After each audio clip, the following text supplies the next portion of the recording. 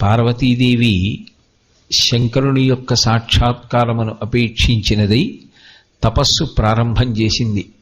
ఇది పగలని ఇది రేయని ఇది చలి ఇది ఎండ వాన ఇది అని తా మనమున తలపక సతి పదపడి కాలంబు సెలిపె పరమతపంబున్.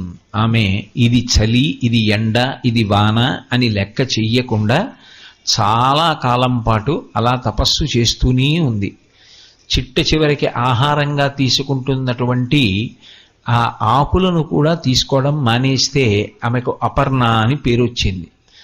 అంత కష్టపడి తపస్సు చేస్తోంది. వాళ్ళిద్దరూ ఒకటే అయినప్పుడు ఎప్పుడూ అమ్మవారు ఆయనకే సతి అవుతుంది అన్నప్పుడు ఆమెని అంత తపస్సు చేయించవలసిన అవసరం ఏముంది అని మనకు ఒక అనుమానం వస్తుంది.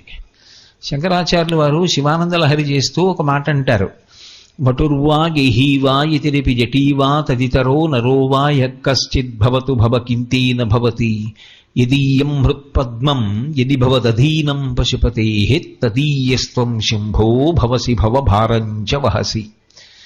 పరమేశ్వరుడి దగ్గరికి వెళ్ళినప్పుడు పరమేశ్వరుడికి దగ్గరవ్వాలి అనుకున్నవాడు మొట్టమొదట విడిచిపెట్టవలసినది ఏది అంటే నేను ఇది అన్న భావన వదిలిపెట్టేసేయాలి. నేను ఉద్యోగస్తుణ్ణి, నేను అధికారిని, నేను అందగాణ్ణి, నేను పొడుగ్గా ఉంటా, నాకు 4 పద్యాలు వచ్చు, నేను 2 గంటలు ఉపన్యాసం చెప్తాను, నీ తెల్లగా ఉంటాను, లేకపోతే నేనేదో ఫలానా కుటుంబంలో పుట్టాను. మీరు ఏమయ్యున్నారని మీరు అనుకుంటున్నారో అవన్నీ ఆయన అనుగ్రహం, అది ఆయన ఇచ్చినటువంటి విభూతి. అది విడిచిపెట్టి నేను ఏమీ కాను, నీకు పరతంతుడను, నువ్వు నన్ను అనుగ్రహిస్తే జీవిస్తున్నవాడను, వినా నాకంటూ ఇది ఉన్నది అని నీ దగ్గర చెప్పడానికి నాదైనది ఏదీ లేదు అన్న భావనతో నిలబడిన వాడెవరుంటాడో వాడి వెంట శంకరుడు పరిగెడతాడు. అది నిజమైన భక్తి అన్న మాటకు అర్థం ఏంటంటే నేను ఇది అన్న భావన పొందకుండా ఉండగలగడం. ఒక కార్యం చేస్తున్నాం అనుకోండి, చేసేటప్పుడు నేను ఇది అన్న భావన ఉండకూడదు. మరి ఇప్పుడు మీరు ప్రవచనం చేస్తున్నారు కదండి, నేను ప్రవచనం చేస్తున్నానన్న భావన మీకు ఉండకూడదా అంటే, నేను ప్రవచనం చేస్తున్నాను మీరు ఇంతమంది వింటున్నారు అన్న భావన కాదు.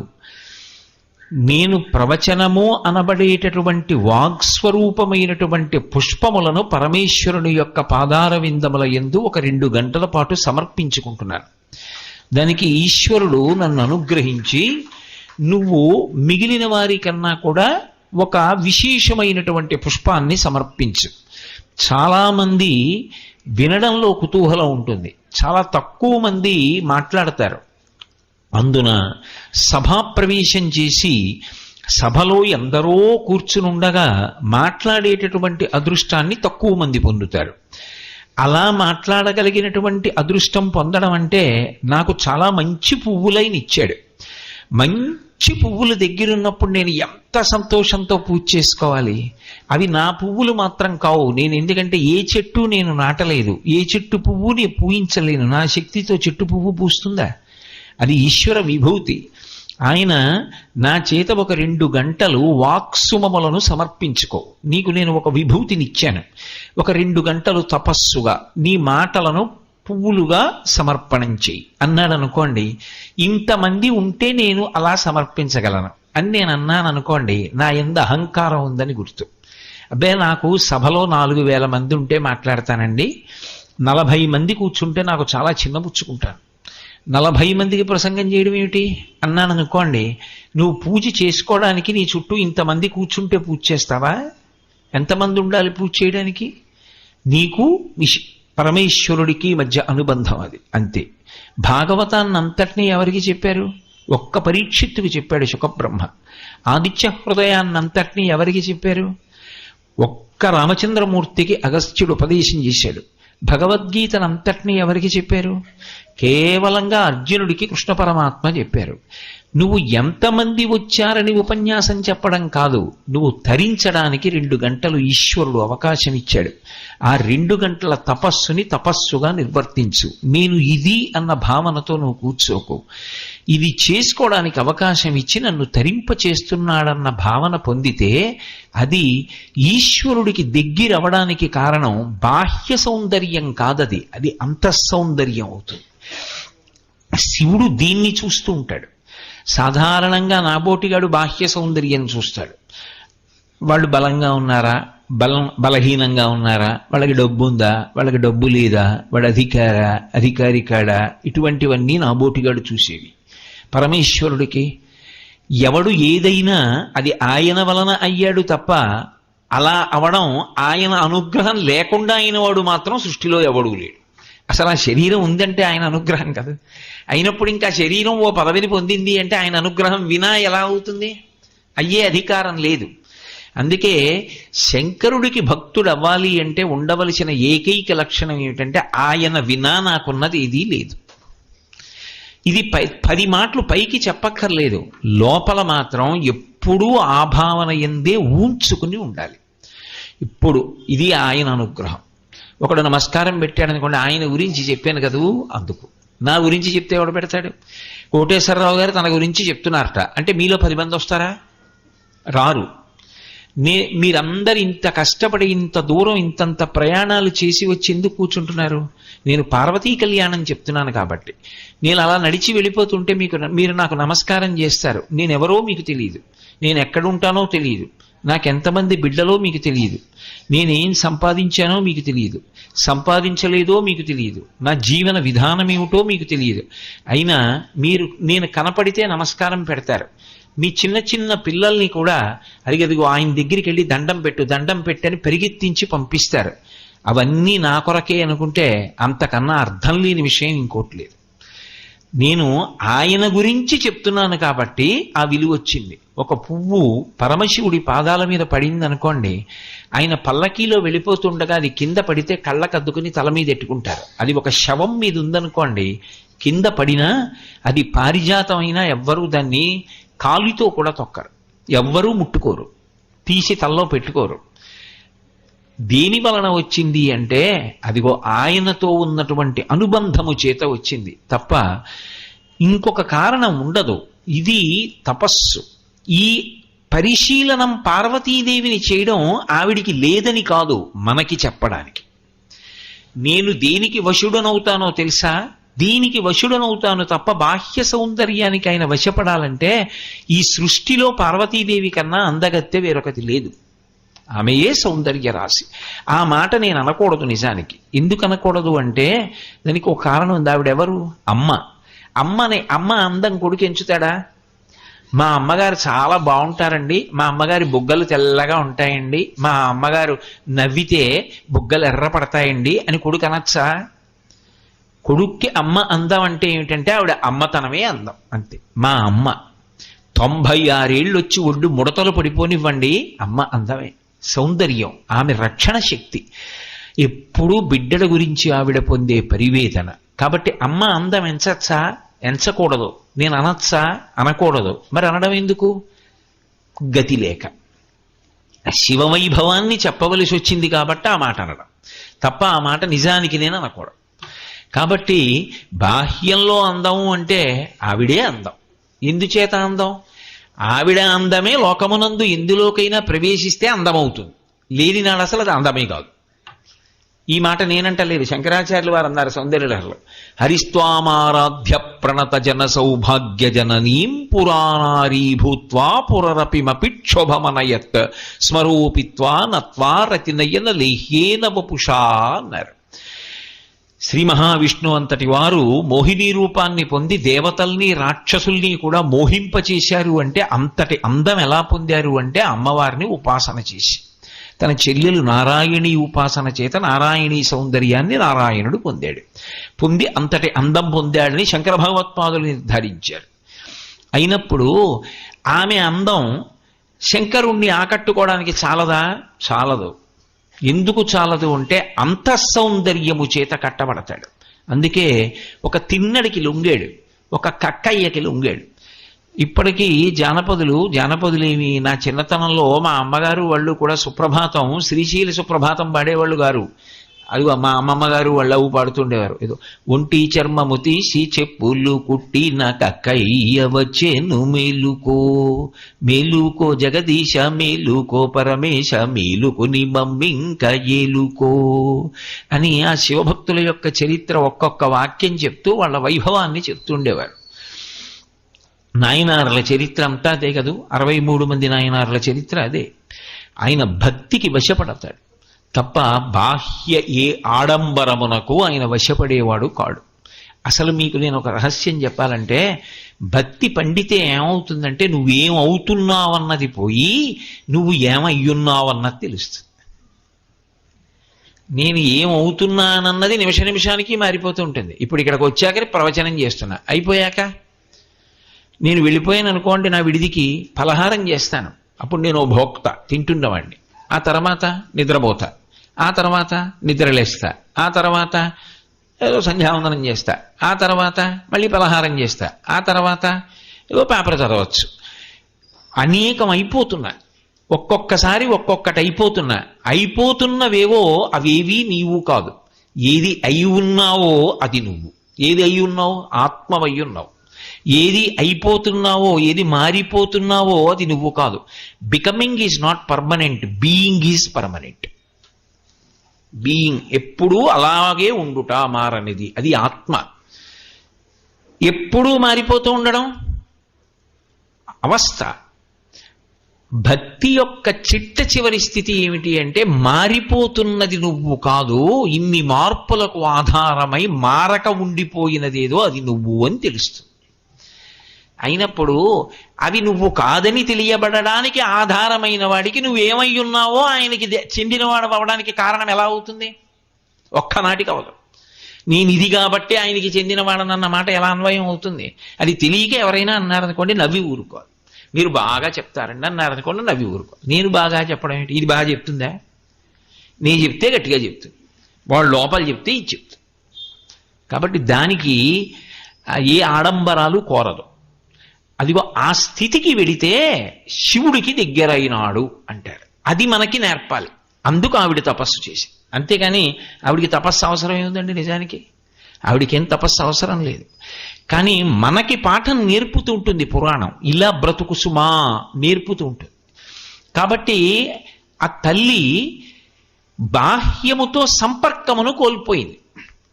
ఋతువు మారిపోతోంది, ఆవిడికి తెలియదు. పగలొచ్చింది, ఆవిడికి తెలియదు. చీకటి పడిపోయింది, ఆవిడికి తెలియదు. ఎందుకు తెలియదు అంటే మనసు గ్రహించదు. మనసు ఎందుకు గ్రహించదు? శరీరమునకు ఇంద్రియములకు వాతావరణములకు ఉన్న సంబంధంతో మనసు తెగిపోయింది. ఇప్పుడు ఒక్కొక్కసారి చూడండి, మంచి ఉద్విగ్నతలో ఉన్నారనుకోండి, ఏదో ఒక నృత్య కార్యక్రమం చూస్తున్నారు, ఎంతో ఆనందంగా నృత్యం వంక చూస్తున్నారు. చూస్తుండగా అకస్మాత్తుగా ఇలా పెట్టు కూర్చుంటే చక్కగా పక్కన ఉన్నవాడు ఉంగరం తీసాడు వేలు నుంచి. తెలియలేదు. ఎందుకు తెలియలేదు అంటే, ఉంగరం తీస్తున్నప్పుడు వేలుకి స్పర్శ లేదనుకుంటే తప్పు. వేలుకి స్పర్శ ఉంది, కానీ ఉంగరం తీస్తున్నప్పుడు వేలు పొందినటువంటి స్పర్శని గ్రహించగలిగిన శక్తి మనసుతో లేదు. మనసుకి శరీరం యొక్క స్పర్శకి కవాటం తెగిపోయింది. తెగిపోయి వేరొక దాని యందు నిమగ్నమైపోయింది. అలా దేని యందు మగ్నమైపోయిందంటే శివుని యందు మగ్నమైపోయింది. ఇక్కడ శివుణ్ణి చూస్తోంది, బాహ్యమునందు మార్పులతో ఆవిడికి సంబంధం లేదు. కాబట్టి కాలం ఎంత గడిచింది ఆవిడికి తెలియదు, వెళ్ళిపోతోంది. అందుకని ఇది పగలని, ఇది రేయని, ఇది చలి, ఇది ఎండవాన, ఇది అని సతితా మనమున్న తలపక పదపడి కాలంబు సలిపే పరమతర్పంబొన్. ఆవిడికి ఏమీ తెలియట్లేదు. ఆవిడ ఎప్పుడో బహిర్ముఖురాలు అయిందనుకోండి, 12 ఏళ్ళు అయిందమ్మా ఇప్పటికి నువ్వు ఇలా కూర్చుని అంటే, ఓహో అంటారు. 12 ఏళ్ళు అయిపోయిందా, ఇంత వృధా అయిపోయిందా అని అందో. 12 ఏళ్ళు అయిందా? శంకర సాక్షాత్కారానికి ఇది సరిపోలేదు. మళ్ళీ కూర్చుంటుంది తప్ప లక్ష్యమును చేరే వరకు నిరాసక్తత కానీ, అందులో ఏ విధమైనటువంటి అనుమానం కానీ, లేకపోతే భగవంతుడు నన్ను అనుగ్రహించడేమోలే ఉన్నాడంటారు కానీ కనపడతాడు, అనవసరంగా కాలం వృధా అయిపోతోందన్న భావన కానీ ఉండవు. శంకరాచార్యుల వారి పుట్టుక సమయంలో శంకరాచార్యుల వారి తల్లి ఆర్యాంబ, తండ్రి శివగురువు సంతానం కలగలేదని త్రిశూరు వెళ్ళి భజన చేశారు. భజన అంటే రామనామము రామనామము అని భజన కాదు. త్రిశూరులో భజన అంటే 42 రోజులు దేవాలయంలో ఉండిపోతారు. రాత్రింబవళ్ళు ఊళ్ళోనే ఉంటారు. ఉండి ఈశ్వర సేవ చేస్తారు. 42 రోజులు అయిపోయింది. సాధారణంగా స్వప్నంలో కనపడతాడంటారు. కనపడలేదు. శివగురువు వెళ్ళి అన్నాడు, శంకరుడు అనుగ్రహించడేమో, ఏదో ఎవరో చెప్తే మనం వచ్చాం, సత్యం కాదేమో అన్నాడు. ఆవిడంది, నో దేవతాను జడిమా జడిమా మనుష్యే అంది. అది ఆయన దోషం కాదు, మనం సరిగ్గా చేయలేదనమాట ఏదో. కాబట్టి మనం ఇంకా చెయ్యవలసిన అవసరం ఉందన్నమాట. అది ఒక మనిషి అనవలసిన మాట. అది శంకరుడు మెచ్చుకున్నాడు, సాక్షాత్కరించాడు. సాక్షాత్కరించి వరం కాదు, కైలాస శంకరుడు కాలడి శంకరుడిగా వచ్చాడు. కాబట్టి అది తపస్సు అంటే. అటువంటి తపస్సు ఆవిడ చేస్తోంది.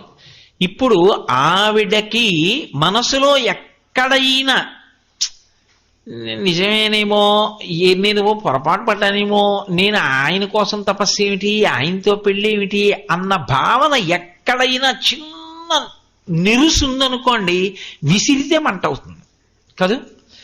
అసలు నాలో ఎక్కడైనా చిన్న అనుమానం ఉందనుకోండి, ఈ ప్రవచనాలు అవి అనవసరమేమో, ఎందుకు వచ్చింది ఈ ప్రవచనాలు, నాకు ఇలా ఇన్ని వేల ప్రసంగాలు చేసి ఏం సాధించానన్న భావన ఒకటి ఉందనుకోండి, ఎవడైనా వచ్చి దాని గురించి ఏమైనా వ్యతిరేకంగా చెప్తే నా మనసు మారే అవకాశం ఉంటుంది. నా జీవితం తరించడానికి ఇంతకన్నా మార్గం లేదని నేను సుస్థిరమైనటువంటి నమ్మకంతో ఉన్నాననుకోండి, దీనికోసం ఏదైనా వదిలేస్తాను.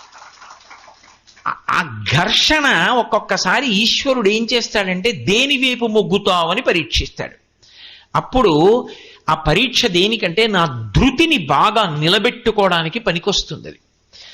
అలా శంకరుడు అమ్మవారిని పరీక్షించడానికి వచ్చాడు. అంటే మళ్ళీ మీరు అమ్మవారిని పరీక్షించడానికి అనుకోకూడదు, మనందరం ఎలా తట్టుకు నిలబడాలో నేర్పుతున్నాడని మనం అన్వయం చేయవలసి ఉంటుంది. ఆ విధానం అలా ఉంటుంది.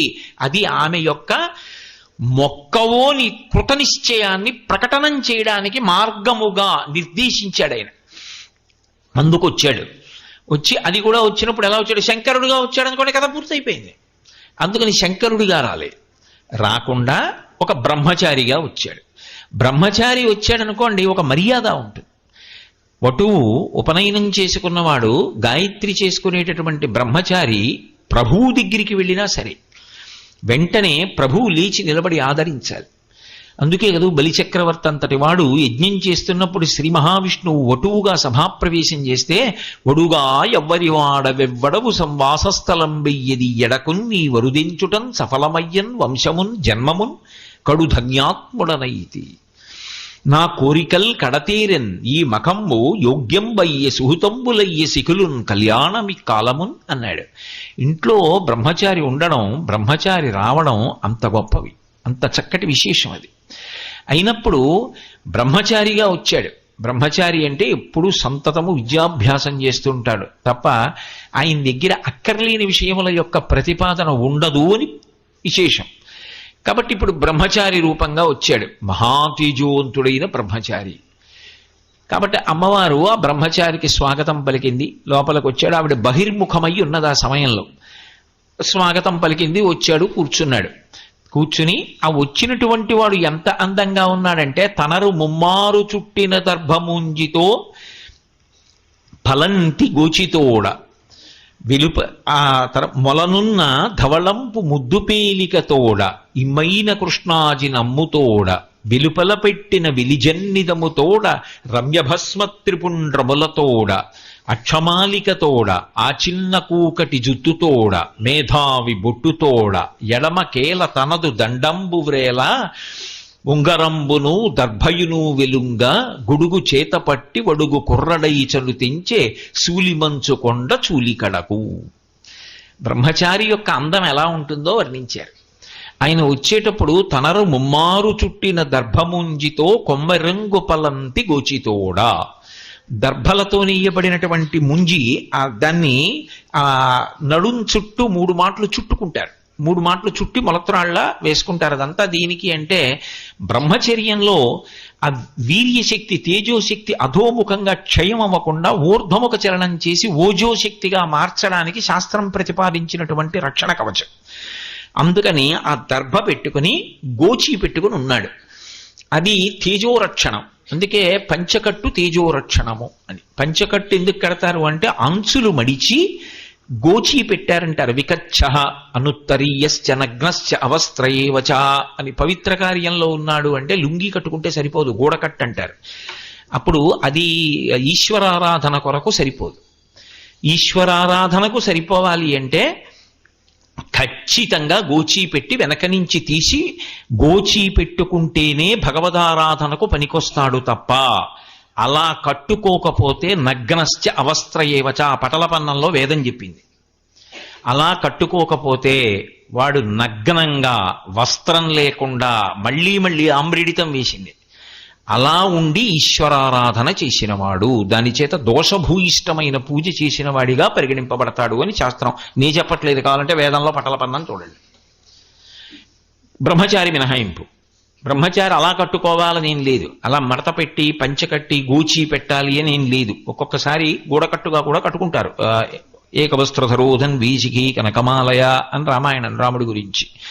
కాబట్టి బ్రహ్మచారిగా వచ్చాడు. బ్రహ్మచారిగా వచ్చినప్పుడు తనరు ముమ్మారు చుట్టిన దర్భముంజితో కొమ్మెరింగు పలంచి గూచితోడ, అలాగే మొలనున్న ధవళంపు ముద్దు పీలికతోడ, ఇమ్మైన కృష్ణాజి నమ్ముతోడ. ఆ మొలన ఒక చిన్న తెల్లటి బట్ట కట్టుకున్నాడు. ఓ చిన్న లుంగిలో ఏదో ఓ చిన్న బట్ట ఒకటి మోకాళ్ళ మీదకో మోకాళ్ళ కిందకో ఓ బట్ట కట్టుకున్నాడు. ఇప్పటికీ మీరు వేద పాఠశాలలకు వెడితే పిల్లలు కనపడతారు. వేద పాఠశాలలో ఎంత ముచ్చటగా ఉంటుందో ఆ బ్రహ్మచారుల్ని చూస్తే. అలాగే ఇమ్మైన కృష్ణాజి నమ్ముతోడ. కృష్ణాజినం అంటే జింక చర్మాన్ని పైన వేసుకుని ఉన్నాడు. ఇమ్మైన కృష్ణాజి నమ్ముతోడ వెలుపల పెట్టిన వెలిజన్నితముతోడ రమ్య భస్మ త్రిపుండ్రములతోడ. తెల్లటి యజ్ఞోపవీతం కనపడుతోంది. యజ్ఞోపవీతం మాసిపోయి ముళ్ళు పడిపోయి దారాలు చుట్టుకుపోయి చిక్కులతోటి చిరిగిపోయి తెగిపోయి పెరిగిపోయి నానిపోయి చివికిపోయి అలా ఉండకూడదు. యజ్ఞోపవీతం పరమం పవిత్రం, అది పరమ పవిత్రం. దాన్ని చక్కగా పోషించుకోవాలి, దాన్ని చక్కగా ఉంచుకోవాలి. అసలు యజ్ఞోపవీతమే తీసేసే మహాత్ములకు నమస్కారం. కాబట్టి యజ్ఞోపవీతం అంత గొప్పది. కాబట్టి వెలుపల పెట్టిన వెలిజన్నిదముతోడ బయటికి కనపడుతోంది యజ్ఞోపవీతం అంటే దాని అర్థం పైన ఉత్తరీయం వేసుకోలేదు. అదే గృహస్థ అనుకోండి, పైన ఉత్తరీయం వేసుకోవాలి. పూజ చేసేటప్పుడు గుండె కనపడాలి తప్ప పురుషుడి యొక్క వక్షస్థలాన్ని ఆచ్ఛాదించి వస్త్రం ఉండకూడదు. దేవాలయం లోపలికి వెళ్ళినా అంతే. గడప దాటి శివలింగం దగ్గరికి వెళ్ళినా, పూజ చేస్తున్నా, లేకపోతే గుళ్ళోకి వెళ్ళి కూర్చుని పూజకి యాజమాన్యం స్వీకరించిన బనీను అవి వేసుకుని అవి వక్షస్థలాన్ని ఆచ్ఛాదించి ఉండకూడదు. గుండె పరమేశ్వరుడికి కనపడాలి. అందుకని ఉత్తరీయం వేసి కూర్చుంటారు. కాబట్టి వెలుపల పెట్టిన వెలిజన్నిదముతోడ రమ్య భస్మ త్రిపుండ్రములతోడ తెల్లటి 3 విభూతి రేఖలు పెట్టుకుని ఉన్నాడు. రమ్యభస్మ త్రిపుండ్రములతోడ. నాకు సాధారణంగా శంకరుడి యొక్క బ్రహ్మచారి తత్వం చదువుతుంటే భారతీ తీర్థ మహాస్వామి వారి సన్యాసం తీసుకోకముందున్న ఫోటోలు ఉంటాయి, అవి గుర్తొస్తుంటాయి నాకు. రమ్యభస్మ త్రిపుండ్రములతోడ తెల్లటి విభూతి రేఖలు 3 పెట్టుకుని ఉన్నాడు. అలాగే అక్షమాలికతోడ, ఎప్పుడు జపం చేసుకుంటూ ఉండాలి కాదు, అందుకని ఈ వేలు మీద పెట్టుకుని అక్షమాల ఒకటి పట్టుకున్నాడు. అక్షమాలికతోడ మేధావి జుత్తుతోడ. మేధావి జుత్తుతోడ అన్న మాటకు అర్థం ఏంటంటే పిలక పెట్టుకున్నాడు అని. శిఖా విజ్ఞానము అని. శిఖ అంత తేలికగా చెప్పేటటువంటి విషయం కాదు. వేదంలో శిఖా పరిజ్ఞానము అని శిఖకి ఎంతో గొప్పతనం ఉంది. అసలు ఆ శిఖ మీదే వ్యక్తి యొక్క శౌచమంతా ఆధారపడి ఉంటుంది. పిలక ముడి వేసుకుని ఉన్నాడు అంటే ఆయన పరమ శౌచంతో ఉన్నాడు అని గుర్తు. పిలక ముడి విప్పాడు అనుకోండి, ఆయన ఏదో అశౌచంతోటో ఏదో పితృకర్మ లాంటిదో చేస్తున్నాడు అని గుర్తు కాదు. భగవత్ సంబంధంతో శౌచంతో ఉన్నాడు అనుకోండి, పిలక ముడేసుకోవాలి. మహాత్ములతో కలిసి భోజనానికి వెళ్ళినప్పుడు ఇప్పటికీ పీఠాల్లాంటి వాటిల్లోకి సంప్రదాయం ఏమిటంటే భోజనానికి వెళితే పిలక లేదనుకోండి వాళ్ళని కూర్చోపెట్టరు.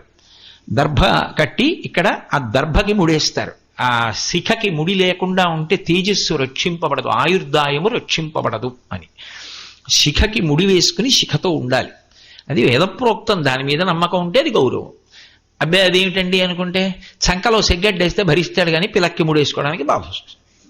కాబట్టి ఆ మేధావి జుత్తుతోడ అక్షమాలికతోడ అలాగే ఆ చిన్న కూకటి జుత్తుతోడ మేధావి బొట్టుతోడ, చక్కగా మేధావి బొట్టు అంటే గుండ్రంగా లలాటమనందు ఆజ్ఞాచక్రం మీద పెట్టుకున్నటువంటి బొట్టుని మేధావి బొట్టు అంటారు. మేధావి బొట్టు అని ఎందుకంటారంటే అద్భుతమైన ప్రయోగం. ఆజ్ఞాచక్రం ఉంటుంది ఇక్కడ భ్రూమధ్యమనందు. భ్రూమధ్యమనందుండేటటువంటి ఆజ్ఞాచక్రం జ్ఞాపక శక్తికి, విషయాన్ని గుర్తు తెచ్చుకోవడానికి, ఆ ప్రజ్ఞకి, తేజస్సుకి కారణమైనటువంటి కేంద్రం. అక్కడ మనస్సు ఉంటుంది. మనోపి భ్రూమధ్యే అని శంకరాచార్యులు వారి సౌందర్యలహరిలో. అది జ్ఞాపక శక్తికి అంతటికీ కూడా ఆధారభూతం. అందుకే చూడండి, జపం చేసినా కూడా 2 కళ్ళు మూసి భ్రూమధ్యమనందే దృష్టి నిలబెట్టి ధ్యానం చేస్తారు. ఆ ఆజ్ఞాచక్రాన్ని కుంకం చేత కప్పుతారు, గుండ్రంగా పెట్టి కప్పాలి.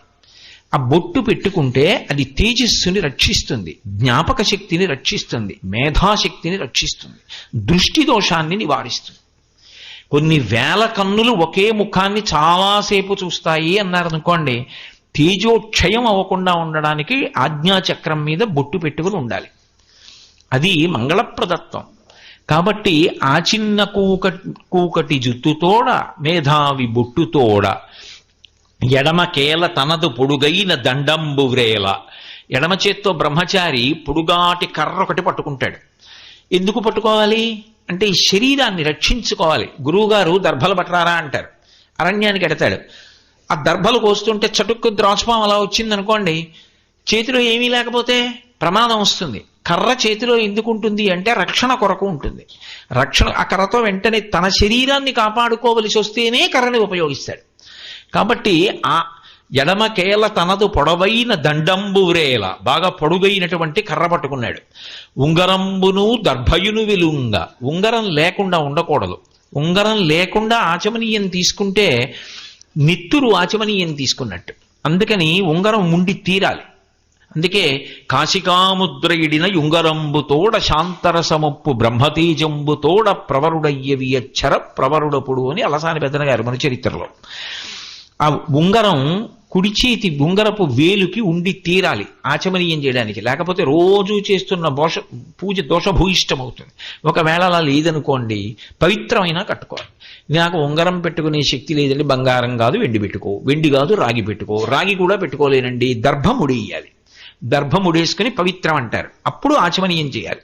కాబట్టి అటువంటి దర్భ చేత్తో పట్టుకున్నాడు, దర్భల కట్ట చేత్తో పట్టుకున్నాడంటే కర్మిష్టి. ఎప్పుడు ఆ నియమానికి ఆ వేళకి ఏం చెయ్యాలో అది చేస్తూ ఉంటాడని గుర్తు. కాబట్టి ఉంగరంబును దర్భయును వెలుంగ గొడుగు చేత పట్టి బ్రహ్మచారి ఎప్పుడు ఓ గొడుగు వేసుకు తిరుగుతుంటాడు. ఎందుకని అంటే రక్షణ కోసం. ఎండ, వాన, చలి ఇవన్నీ ఉంటాయి కదా మరి, అందుకని గొడుగు. అందుకని ఆ గొడుగు వేసుకుంటాడు.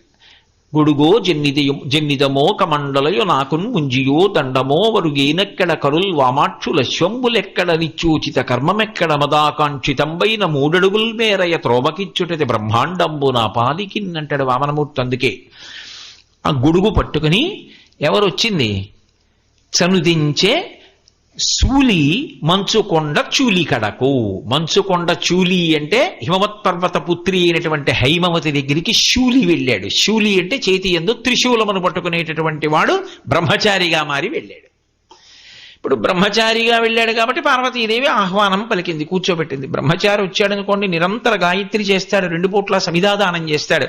బ్రహ్మచారి ఇంటి ముందుకు వస్తే ఏదైనా ఇవ్వాలి తప్పకుండా. ఓ పండో, కాయో, ఓ దర్భో, లేకపోతే అథవా కనీసం ఓ యజ్ఞోపవీతమో ఏదో ఇవ్వాలి బ్రహ్మచారికి. అందుకని బ్రహ్మచారి వచ్చాడు, కూర్చోబెట్టింది ఆవిడ. కూర్చోబెట్టి మాట్లాడుతాడు. ఆయన అన్నాడు, ఎందుకమ్మా తపస్సు చేస్తున్నావు అన్నాడు. శంకరుడి కోసం తపస్సు చేస్తున్నాను. ఏం చేస్తావు శంకరుడు ప్రత్యక్షమైతే? శంకరుడికి ఇల్లాల్ని కావాలనుకుంటున్నాను, ఆయన భార్యని కావాలని నా కోరిక, అందుకని ఆయన కోసం తపస్సు చేస్తున్నాను. ఒకప్పుడు మన్మధుడు బాణం వేశాడు, ఆయన ఆగ్రహించి మన్మధుడిని భస్మం చేసి వెళ్ళిపోయాడు. ఇప్పుడు నా తపస్సు చేత ఆయన్ని భర్తని చేసుకోవాలని తపస్సు చేస్తున్నాను. అంటే మన్మధుడి బాణాలకి లొంగేవాడు కాదు, బాహ్య కామానికి ఆయన లొంగడు. ఆయన లొంగేది ఆంతరమైనటువంటి భక్తికి వశుడవుతాడు. అలా నేను ఆయన్ని భర్తని చేసుకోవాలనుకుంటున్నాను. ఈ తేడా నేను పరమ పవిత్రంగా ఎలా ఆవిష్కరించాలి అన్న దాని గురించి తడువు తుక్కుంటున్నాను లోపల. ఈ లోకంలో ఏ పురుషుడైనా కూడా పెళ్లి చేసుకుని ఒక స్త్రీని ధర్మపత్నిగా ఎందుకు స్వీకరిస్తాడు అంటే ఒక వయస్సు దాటిన తరువాత తన మనసునందు పొటమరించిన కామాన్ని ధర్మంతో ముడివేసి తన తేజస్సుని ఆ క్షేత్రమునందు నిక్షేపించడానికి. శంకరుడికి అవసరం ఏమిటి కాముణ్ణి కాల్చేసిన వాడికి? అసలు ఆయనకి ఇంకా క్షేత్రం ఎందుకు? ఆయనకి కామం ఏమిటి? మరి ఇంకెందుకు తీసుకుంటాడు అంటే శంకరుడు ఆవిడ్ని తీసుకోవడం కాదు, ఆవిడ తపస్సు చేత ఆయన్ని వశుణ్ణి చేసుకుని భర్తగా కూర్చోబెట్టుకుని మహాకామేశ్వరుణ్ణి చేసి మన్నికన్ని తల్లిదండ్రులయ్యాడు. ఇప్పుడు ఎవరిది శక్తి? ఆ అమ్మది. అందుకే పార్వతీ కళ్యాణం అంత గొప్పదైంది. ఆవిడ్ని పెళ్లి కూతుర్ని చేయడం, పసుపు దంపడం, సౌభాగ్య వస్తువులు పుచ్చుకోవడం, ఆవిడికి మంగళ స్నానం చేయించడం, సువాసిని పూజ చేయడం, బాల పూజ చేయడం, ఇవన్నీ అంత శక్తివంతములు అందుకయ్యాయి. అలా అంటే ఇప్పుడు తెల్లవారుతుందా, ఎప్పుడు చేద్దామా మనమని మీ అందరికీ మనసు ఊబిళ్ళూరట్లా. కాబట్టి ఆ తల్లి నేను ఇందుకొరకు తపస్సు చేస్తున్నాను, కాముణ్ణి కాల్చిన వాడికి ఇక కామముతో అవసరమేముంది, ఇక స్త్రీ అవసరమేముంది? లేదు. కానీ నా తపస్సు చేత ఆయనని నా భర్తని చేసుకోగలను, నా నమ్మకం, అందుకు చేస్తున్నాను. అంటే ఆయన అన్నాడు బాగుందమ్మా, మంచిదే, శివుణ్ణి భర్తని చేసుకుందాం అనుకుంటున్నావు, ఎందుకమ్మా, ఏమిటి దానివల్ల ఉపయోగం ఆలోచించాలా? ఇంత కష్టపడి శంకరుడి గురించి తపస్సు చేసి భర్తను చేసుకుంటావా? ఎవరి గురించి చెయ్యాలంత తపస్సు? ఎవరో చాలా గొప్పవాడు, ఆయనకి భార్యనైతే నాకు ఇంతకన్నా అదృష్టం ఏమంటే ఆయన గురించి తపస్సు చేయాలి. శంకరుడు తరలాక్షి అతడు ధనవంతుడందుమా కోరివేడిన కాని కూడు లేదు, చిన్నారులలోన చిన్నవాడందుమా ఈనాటి వాడుకో ఎరుకలేదు, ఆకారమున అతడు బలిమేటి అందుమా ఆకారమిట్టిదో అరయరాదు, కులగోత్రములు రెండు తెలియదు మందుమా తల్లిదండ్రులిప్పుడు ధరణి లేరు, తెలుపనుంటివాడు దేవుండు చూడడే, చిలువ మాయచేతో కపట మర్మమలనో నిన్ను ఇట్లు మరగించుకున్నాడు కాని నీకు తగినవాడు కాడు కాడు అన్నాడు. ఎవరు? శివుడే తనని పెళ్లి చేసుకోవాలనుకున్న అమ్మాయి దగ్గరికి వెళ్ళి తన పెళ్లి పాడు చేసుకుంటున్నాడు. లోకంలో ఎక్కడైనా ఉన్నాడా ఇలాంటివాడు? అంటే ఆయన భక్తికి లొంగడం అన్న ప్రక్రియ అలా ఉంటుంది. ఆయన అన్నాడు తరలాక్షి అతడు ధనవంతుడందుమా కోరివేడిన కాని కూడు లేదు. అమ్మ లోకంలో ఎవరైనా ఎవరిని పెళ్లి చేసుకుంటారు, సుఖపెట్టాలని కోరుకుంటారు. కనీసంలో సుఖపెట్టడం అంటే పక్కన పెట్టండి, అది ఇల్లాలి గొప్పతనం. లోకంలో ఆడవాళ్ళందరూ కూడా చాలా బాగా సుఖపెట్టేస్తున్నాం. పురుషుణ్ణొకండి దృష్టిలో పెట్టుకుని ఆయనకి 8 కార్లు ఉన్నాయి, 7 అంతస్తుల భవనాలు ఉన్నాయి, నన్ను మీరు అలాగే చూడాలని హఠం చేస్తే ఈ లోకంలో ఏ పురుషుడు బ్రతకలేడు. అది కాదు ఆడది కోరేది. స్త్రీ అలా కోరితే పురుషుడు బ్రతికెక్కడుందండి? అది వాళ్ళు కోరనే కోరరు. వాళ్ళు కోరేది ఏంటంటే నీలాంటి భార్య దొరకడం నా అదృష్టం అని ఒక్క మాట అనగలిగితే చాలు, ఆ పురుషుడి కోసం చచ్చిపోవడానికి సిద్ధపడతారు. అలా అనకపోయినా వాళ్ళు అలాగే బతుకుతారు. అందుకు కదూ నెలకి 3 వానల్లో 1 వాన ఈ దేశంలో. తప్ప ఇలా ఉండి నన్ను సుఖపెట్టాలని వాళ్ళు కోరరు. కానీ కడుపు నిండా అన్నమైనా పెట్టాలా? భర్త అంటే కనీసం ఆ ధర్మం ఉందా? అమ్మ ఆయన ఎక్కడి నుంచి తెస్తాడు? తరలాక్షి అతడు ధనవంతుడందుమా కోరివేడిన కాని కూడు లేదు. ఆయనే భిక్షాపాత్ర చేత్తో పట్టుకుని భవతి భిక్షాందేహి అని భిక్షాటనమూర్తిగా తిరుగుతుంటాడు. ఆయన కోసం తపస్సు ఒకటే మళ్ళీ. ఎంత విచిత్రం అమ్మా. పోని ఏదో అన్నం లేదు, అది లేదు, ఇది లేదు, వదిలేసేయి, పరమదరిద్రుడు అనుకుందాం అందాకాను. అనుకున్నా కూడా పోని చాలా మంచి యవ్వనంలో ఉంటాడు, మిసమిసలాడిపోతూ ఉంటాడు, బహు అందగాడు అందామంటే.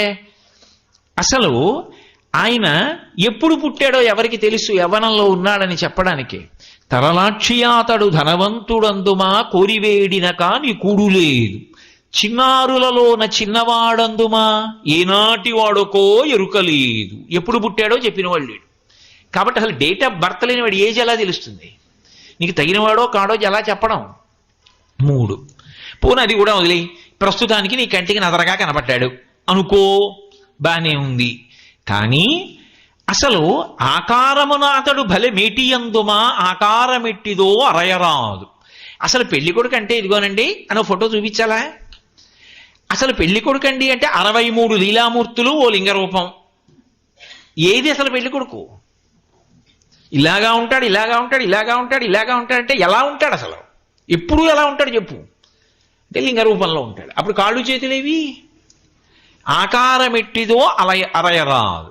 పెళ్లి చెయ్యాలంటే నీ కులం ఏమిటి, నీ గోత్రం ఏమిటి, అవతలవాడి కులం ఏమిటి, అవతలవాడి గోత్రం ఏమిటి చూస్తారా? ఏదో తుల్యశీలా వయోవృత్తాం తుల్యాభిల జనలక్షణం అని 5 చూడాలా? చూడాలంటే కులగోత్రములు 2 అరయుధమందు మా తల్లిదండ్రులు ఇప్పుడు ధరణి లేరు. ఓ పెళ్లి కొడుకు విషయం కనుక్కోవాలంటే వాళ్ళ అమ్మగారు నాన్నగారి దగ్గరికి వెళ్ళి పిల్లాడు ఎప్పుడు పుట్టాడండి, ఏం చదువుకున్నాడండి, ఏం ఉద్యోగం చేస్తుంటాడండి, అతని స్వభావం ఎలాంటిదండి కనుక్కుంటారు. కనుక్కోవడానికి తల్లి తండ్రి ఏరు అసలు? ఆయనకి తల్లి తండ్రి లేరు. అసలు ఎప్పుడైనా ఉన్నారా అన్న విషయం కూడా ఎవరికి తెలియదు. తల్లిదండ్రులు ఎప్పుడు ధరణి లేరు. అటువంటి వాణ్ణి తెలుపనుంటివాడు ఒక్కడే ఉంటాడని చెప్తూ ఉంటారు. తెలుపనుంటివాడు దేవుండు చూడడే. ఏహో దేవుడు చూడాలి అలాంటి వాడిని అంతే. దేవుండు చూడడే చిలువా మాయ చేతో కపట మంత్రములను నిన్ను ఎట్లు మరగించుకున్నాడో కాని తగినవాడు కాడు కాడు. ఏడో మాయో మంత్రమో వేసి మరగించుకున్నాడు, నిన్ను ఆకర్షించాడు తప్ప నీకు తగినవాడా? నీ అందమేమిటి, ఆయన అందమేమిటి, నీ ఐశ్వర్యం ఏమిటి, ఆయన ఐశ్వర్యం ఏమిటి, నీ వయసు ఏమిటి, ఆయన వయసు ఏమిటి, నీ రంగి ఏమిటి, ఆయన రంగి ఏమిటి, ఏమిటి ఆయన కోసం తపస్సు ఏమిటమ్మా? నేను మీతో ఓ మాట అన్నా ఈ ఉపన్యాసాల్లో, పరమేశ్వరుణ్ణి తెగుడుదామన్నా విమర్శిద్దామన్నా కుదరదు అసలు వాంగ్మయంలో, వాక్కులకదే అందదు అని. నిజం, ఇది స్తోత్రం అయిపోతుంది. ఎందుకో తెలుసా? తరలాక్షి అతడు ధనవంతుడందుమా కోరివేడిన కాని కూడు లేదు. అసలు ఈ సమస్త బ్రహ్మాండములు శంకరుడివి. ఎందుకని? మహాప్రళయంలో వీటిని విభూతిగా మార్చి సమస్త జీవుల యొక్క కర్మ ఫలితాలు కూడా తన యందే నిక్షిప్తం చేసుకోవడానికి భస్మగా అలదుకుంటాడు. అసలు సమస్త ఐశ్వర్యము రావడానికి కారణములలో ఒక పూజ ఏమిటి అంటే శివలింగం మీద మారేడు దళం వేయడం. మారేడు దళం ఈనెలు శివలింగానికి తగిలితే లక్ష్మీ కటాక్షం. ఆయన ఇవ్వలేని ఐశ్వర్యం లేదు లోకంలో. అందుకే పటవే నమః అని ఒక నామం ఆయనకి. ఆయనని అడిగితే ఆయన ఇవ్వగలిగినది ఏమిటో మనకి తెలియదు. మౌనంగా ఉంటే నువ్వు ఊహించలేనంత ఇవ్వగలడం. ఆయన శక్తి సామర్థ్యములు అసాధారణములు. ఒకానొకప్పుడు ఉపమన్యువుని మహాభారతంలో తల్లి దగ్గరికి వెళ్ళి అమ్మ పిల్లలందరూ పాలు తాగుతున్నారు, నాకు పాలు ఇయ్యి అన్నాడు. పాపం ఆవిడ పేదరాలు, పిండి కలిపి నీళ్ళు ఇచ్చింది. ఆయన నీళ్లు తాగుతున్నాడు పిల్లల్లోకి వెళ్ళి. పిల్లలందరూ గేలి చేశారు, అవి పాలు కావు, పిండి నీళ్లు మీ అమ్మ ఎక్కడి నుంచి ఇస్తుందిరా, నీ తండ్రి ఇప్పుడు లేడు కదా ఇక్కడ అన్నారు. ఆయన పరిగెత్తికి వెళ్ళి అడిగాడు, అమ్మ నాన్నగారు ఏరమ్మా, అవి పిండి నీళ్ళుట కదా, పాలు కావుట కదా అన్నాడు. ఆవిడంది విసిగిపోయి, తండ్రి లేకపోవడం ఏమిట్రా, శంకరుడు నీ తండ్రి ఏరమ్మా అన్నాడు. తపించు కనపడతాడండి. వెళ్ళి పిల్లవాడు పట్టుదలతో తపస్సు చేశాడు, ప్రత్యక్షమయ్యాడు బాలుడి భక్తికి. ఏం కావాలన్నాడు. పిల్లవాడు కదూ, పాలు కావాలన్నాడు. ఒరే నేను శివుడిరా, పాలా అడిగి ఇంకేం కావాలన్నాడు. నాకు పాలే కావాలన్నాడు. మరి పిల్లలతో మాట వచ్చింది కదా. ఆయన చూశాడు, పాలే కావాలా, నీకోసం పాల సముద్రాన్ని సృష్టిస్తున్నానని క్షీర సముద్రాన్ని సృష్టించాడు. అది ఆయన శక్తి. ఆయన శక్తికి అపరిమితం ఆయన. అందుకే 3టికి అతీతుడు. ఆణవ మలము, కార్మిక మలము, మాయిక మలము అని 3 మలములకు అతీతుడై ఉంటాడు. కర్మచేత పుట్టేవాడు కాడు, ఆయనకి మాయ చేత వశుడయ్యేవాడు కాడు. ఆయన ఆణవ మలము, కార్మిక మలము, ఏదో పంచభూతాలతో ఆయన శరీరం తయారు కాదు. ఆయన ఆద్యంతములు తెలిసినవాడు లేడు. అటువంటి శంకరుడిది సమస్త ఐశ్వర్యము కూడా. అటువంటి వాడు దాచుకునేవాడు కాడు. శంకరోతీతి శంకర, ప్రతి ఇంట తండ్రి రూపంలో ఉండి బిడ్డల యొక్క అభ్యున్నతిని చూస్తూ ఉంటాడు. అటువంటి వాడు ఏమి ఇవ్వలేడు. మరి అటువంటి వాడు బిచ్చం ఎందుకు ఎత్తుతాడు అంటే, ఒరే ఒక్కసారి నీ బుద్ధిని తెచ్చి నా యందు పెట్టరా, నా యందు పెడితే తరించిపోతావు, ఎన్ని కోట్ల జన్మలు ఎత్తుతావు ఇలా అని చెప్పడానికి కపాలేశ్వరుడన్న పేరుతో భిక్షాటనమూర్తి అయి భిక్షాటన చేస్తాడు. ఆ భిక్షాటనమూర్తి తెలివి తక్కువవాడు కాడు. ఆయన సౌందర్యానికి మునిపత్నులు మోహించారు ఒకప్పుడు. అద్భుతమైనటువంటి భిక్షాటనమూర్తి ఇప్పటికీ కూడా ద్వారకా శంకరమఠంలో పైన ఉంటుంది. అంత అద్భుతమైనటువంటి మూర్తి భిక్షాటనమూర్తి. లోకాన్నంతటినీ కూడా బాగు చేయడం కోసం మీ మేధ నాయందు పెట్టండి, మీ బుర్ర నాయందు పెట్టండి అని చెప్పడానికి భిక్షాటన చేస్తాడు. అంతేగాని లేనివాడై భిక్షాటన చెయ్యడు ఆయన. కాబట్టి జలజాక్షియాతడు ధనవంతుడందుమా కోరివేడిన కాని కూడులేదు, చిన్నారులలోన చిన్నవాడందుమా ఈనాటి వాడుకో ఎరుకలేదు. నిజానికి ఆయనకి యవ్వనం ఏమిటి? యవ్వనము, వార్ధక్యము ఇటువంటివన్నీ ఎవరికి అన్వయం అవుతాయి? నా వంటి వాడికి అన్వయం అవుతాయి. నేను పుట్టినప్పుడు పసివాణ్ణి, ఒకప్పుడు బాలుణ్ణి, ఒకప్పుడు యవ్వనంలో ఉన్నవాణ్ణి, ఇప్పుడు వృద్ధాప్యంలో ప్రవేశిస్తున్నవాణ్ణి. ఇంకో 20 ఏళ్ల తర్వాత గోడ మీద నా ఫోటో ఉంటుంది, శరీరం నశించిపోతుంది. కానీ అన్ని సత్యంగా ఎప్పుడు ఈ శరీరం ఉండిపోదుగా, వెళ్ళిపోతుంది ఒకనాడు. శంకరుడు ఆయన వెళ్ళిపోయేవాడు కాదు, సినిమాలు వెళ్ళిపోతాయేమో, తెర అలాగే ఉంటుంది. ఆయన శాశ్వతుడు, నిత్యుడు, నిరంజనుడు, ఎప్పుడూ అలాగే ఉంటాడు. ఎప్పుడూ అలాగే ఉండేవాడు కూడా అవస్థల్లోకి ఎలా పెడతాడు?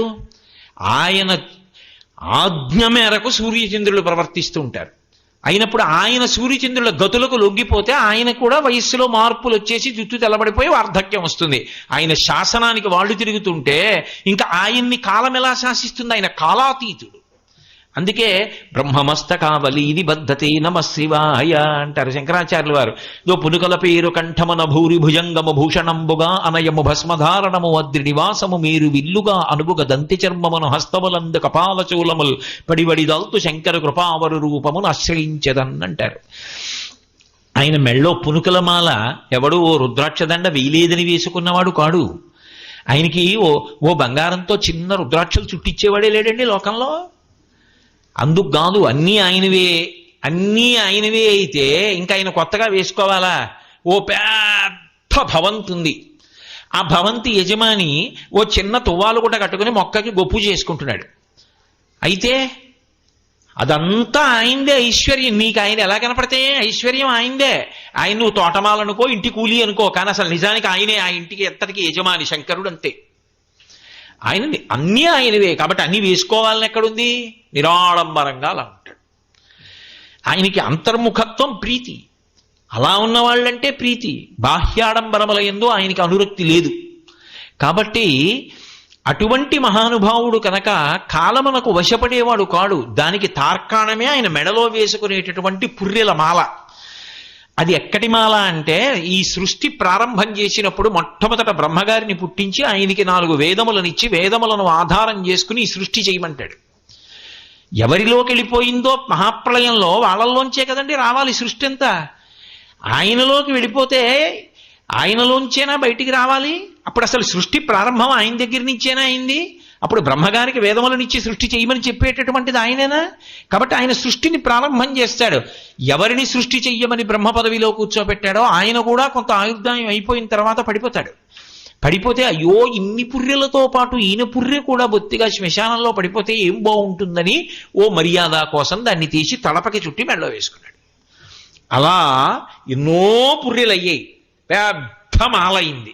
అంటే ఇంతమంది బ్రహ్మలు వెళ్ళిపోయారు, ఆయన అలాగే ఉన్నాడు. ఆయన కాలాతీతుడని చెప్పడానికి ఆ మాల నిదర్శనం. కాబట్టి పునుకల పేరు కంఠమున బ్రహ్మమస్తకావలి నిబద్ధతే నమ శివాయ. ఆయనే కాలమునకు లొంగడు కాబట్టి యవ్వనంలో కూర్చుంటాడు. అందుకే చిత్రం వటతరోర్మూలే వృద్ధా శిష్య గురుర్యువా గురోస్తు మౌనం వ్యాఖ్యానం శిష్యాస్తు చిన్న సంశయా. ఆయనే యవ్వనంలో ఉండగలడు, ఆయనే పరమవృద్ధుడిగా కనపడగలడు, ఎలాగైనా కనపడగలడు. ఎందుకంటే అసలు కాలము ఆయనకు వశవర్తి అయి ఉంటుంది తప్ప ఆయన కాలమునకు వశపడేటటువంటి వాడు కాదు కనుక. అందుకని చిన్నారులలోన చిన్నవాడందుమా ఏనాటి వాడుకో ఎరుకలేదు. అతడు రూపమున అతడు బలి ఆకారమున అతడు బలిమేటియందుమా ఆకారమెట్టిదో అరయరాదు. మూలమునకు ఆకారం ఏముంటుంది? గోధుమ పిండికి ఆకృతి ఏమిటండి? పూరి అయితే ఆకృతి ఉంటుంది, చపాతీ అయితే ఆకృతి ఉంటుంది. అంతేగాని గోధుమ పిండి ఏంటి ఎలా అయినా అయిపోతుంది. అది బంగారం అంటూ ఉండాలి కానీ ఎన్ని ఆభరణాలన్నా అవుతుంది. ఆభరణం మాత్రం శాశ్వతం కాదు, కరిగిస్తే మళ్ళీ బంగారం అవుతుంది. పరమేశ్వరుడు అంతే, ఆయన మూలధాతువు. ఆయన లేక సృష్టి లేదేమో కానీ సృష్టి లేకపోయినా ఆయన ఉంటాడు. ఆభరణములు లేకపోయినా బంగారం ఉంటుంది, కరిగించి ముద్ద చేయిస్తే. బంగారం లేకుండా ఆభరణాలు రావు. ఆయన లేని సృష్టి లేదు, సృష్టి లేకపోయినా ఆయన ఉంటాడు. కాబట్టి ఆయనకి ఆకృతి ఏమిటి అసలు? అందుకే భక్తులు కోరుకుంటే 63 లీలామూర్తులు పొందాడు. 63 లీలామూర్తులు పొందాడు. ఆయన లింగస్వరూపాన్ని పొందాడు. ఎందుకని లింగస్వరూపాన్ని పొందాడు అంటే ఉపాసనా భేదాన్ని ఆవిష్కరించారు. మహాభారతంలో అశ్వత్థామ కృష్ణార్జునులు ఇద్దరి మీద అస్త్రప్రయోగం చేశాడు. అస్త్రప్రయోగం చేస్తే వాళ్ళని చెనకలేదు. చాలా బాధపడ్డాడు. ఏమిట్రా అస్త్రం వేశాను వీళ్ళ మీద, వీళ్ళని ఏమీ చెనకలేదు అస్త్రం అని చెప్పి బాధపడి వెళ్ళిపోతున్నాడు. వెనక్కి తిరిగి వెళ్ళిపోతుంటే పైనుంచి నల్ల మబ్బు ఒకటి దిగుతున్నట్టు అనిపించింది. ఇదేమిటి మబ్బు దిగుతోందని నిలబడి చూశాడు. వ్యాస భగవానుడు దిగాడు. దిగితే ఆయన తెల్లబోయి వ్యాస భగవానుడి దర్శనం అయిందని అశ్వత్థామ వ్యాసుడికి నమస్కారం చేసి కూర్చున్నాడు. ఏమిరా అబ్బాయి చిన్నబుచ్చుకుని ఉన్నావు అని అడిగాడు అశ్వత్థామ. నేను ఎన్ని అస్త్రములు వేసినా కృష్ణార్జునుల్ని చెనకలేదు, ఎందుచేత చెనకవని అడిగితే అప్పుడు చెప్పాడు, లింగమర్చతియ ప్రభో, అందుకని వారి యందు కరోతి వృషభధ్వజ తస్మిన్నభ్యధికాం ప్రీతిం కరోతి వృషభధ్వజ. సాకారమును ఉపాసన చేసిన వాడి కన్నా లింగాకారమును ఉపాసన చేసిన వాడు ఉపాసన యందు పై స్థాయిలో ఉంటాడు కాబట్టి పై స్థాయి ఉపాసకుడిని కింద స్థాయి ఉపాసకుడు చెనకలేడు. అందుకని వాళ్ళు లింగోపాసకులు. నువ్వు శివుడికి సాకారమూర్తిని ఉపాసన చేస్తావు, నీ ఉపాసన వారి ఉపాసనకి ముందు సరిపోదు. అందుకే నువ్వు వేసిన అస్త్రం వారిని చెనకదని చెప్పాడు. నే చెప్పట్లేదు, వ్యాసుడు చెప్పాడు మహాభారతంలో, కావాలంటే చూసుకోండి. కాబట్టి ఉపాసన యందు పై స్థాయిని చూపించడానికి లింగమూర్తి అయి ఉంటాడు. పైగా లింగం అంటే గుర్తు, సృష్టి స్థితి లయలకు అదే గుర్తు.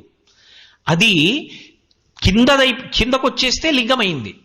లింగం ఇలా ఉందనుకోండి, పైన ఇలా ఉంటుంది. అదే ఇలా పెరిగింది అనుకోండి, ఇలా పెరుగుతూ వెళ్ళింది అనుకోండి, ఇలా చుట్టింది, గుడిని చుట్టింది, ఇలా చుట్టింది, కొమ్మాదిని చుట్టింది, ఇలా చుట్టింది, విశాఖపట్నాన్ని చుట్టింది, ఇలా చుట్టింది, రాష్ట్రాన్ని చుట్టింది, ఇలా చుట్టింది, దేశాన్ని చుట్టింది, ఇలా చుట్టింది, విశ్వాన్ని చుట్టింది. ఇప్పుడు లింగమే విశ్వము, విశ్వమే లింగము. అది తగ్గుతూ వచ్చింది నా కోసం, అదిగో గుళ్ళో అంత అయింది.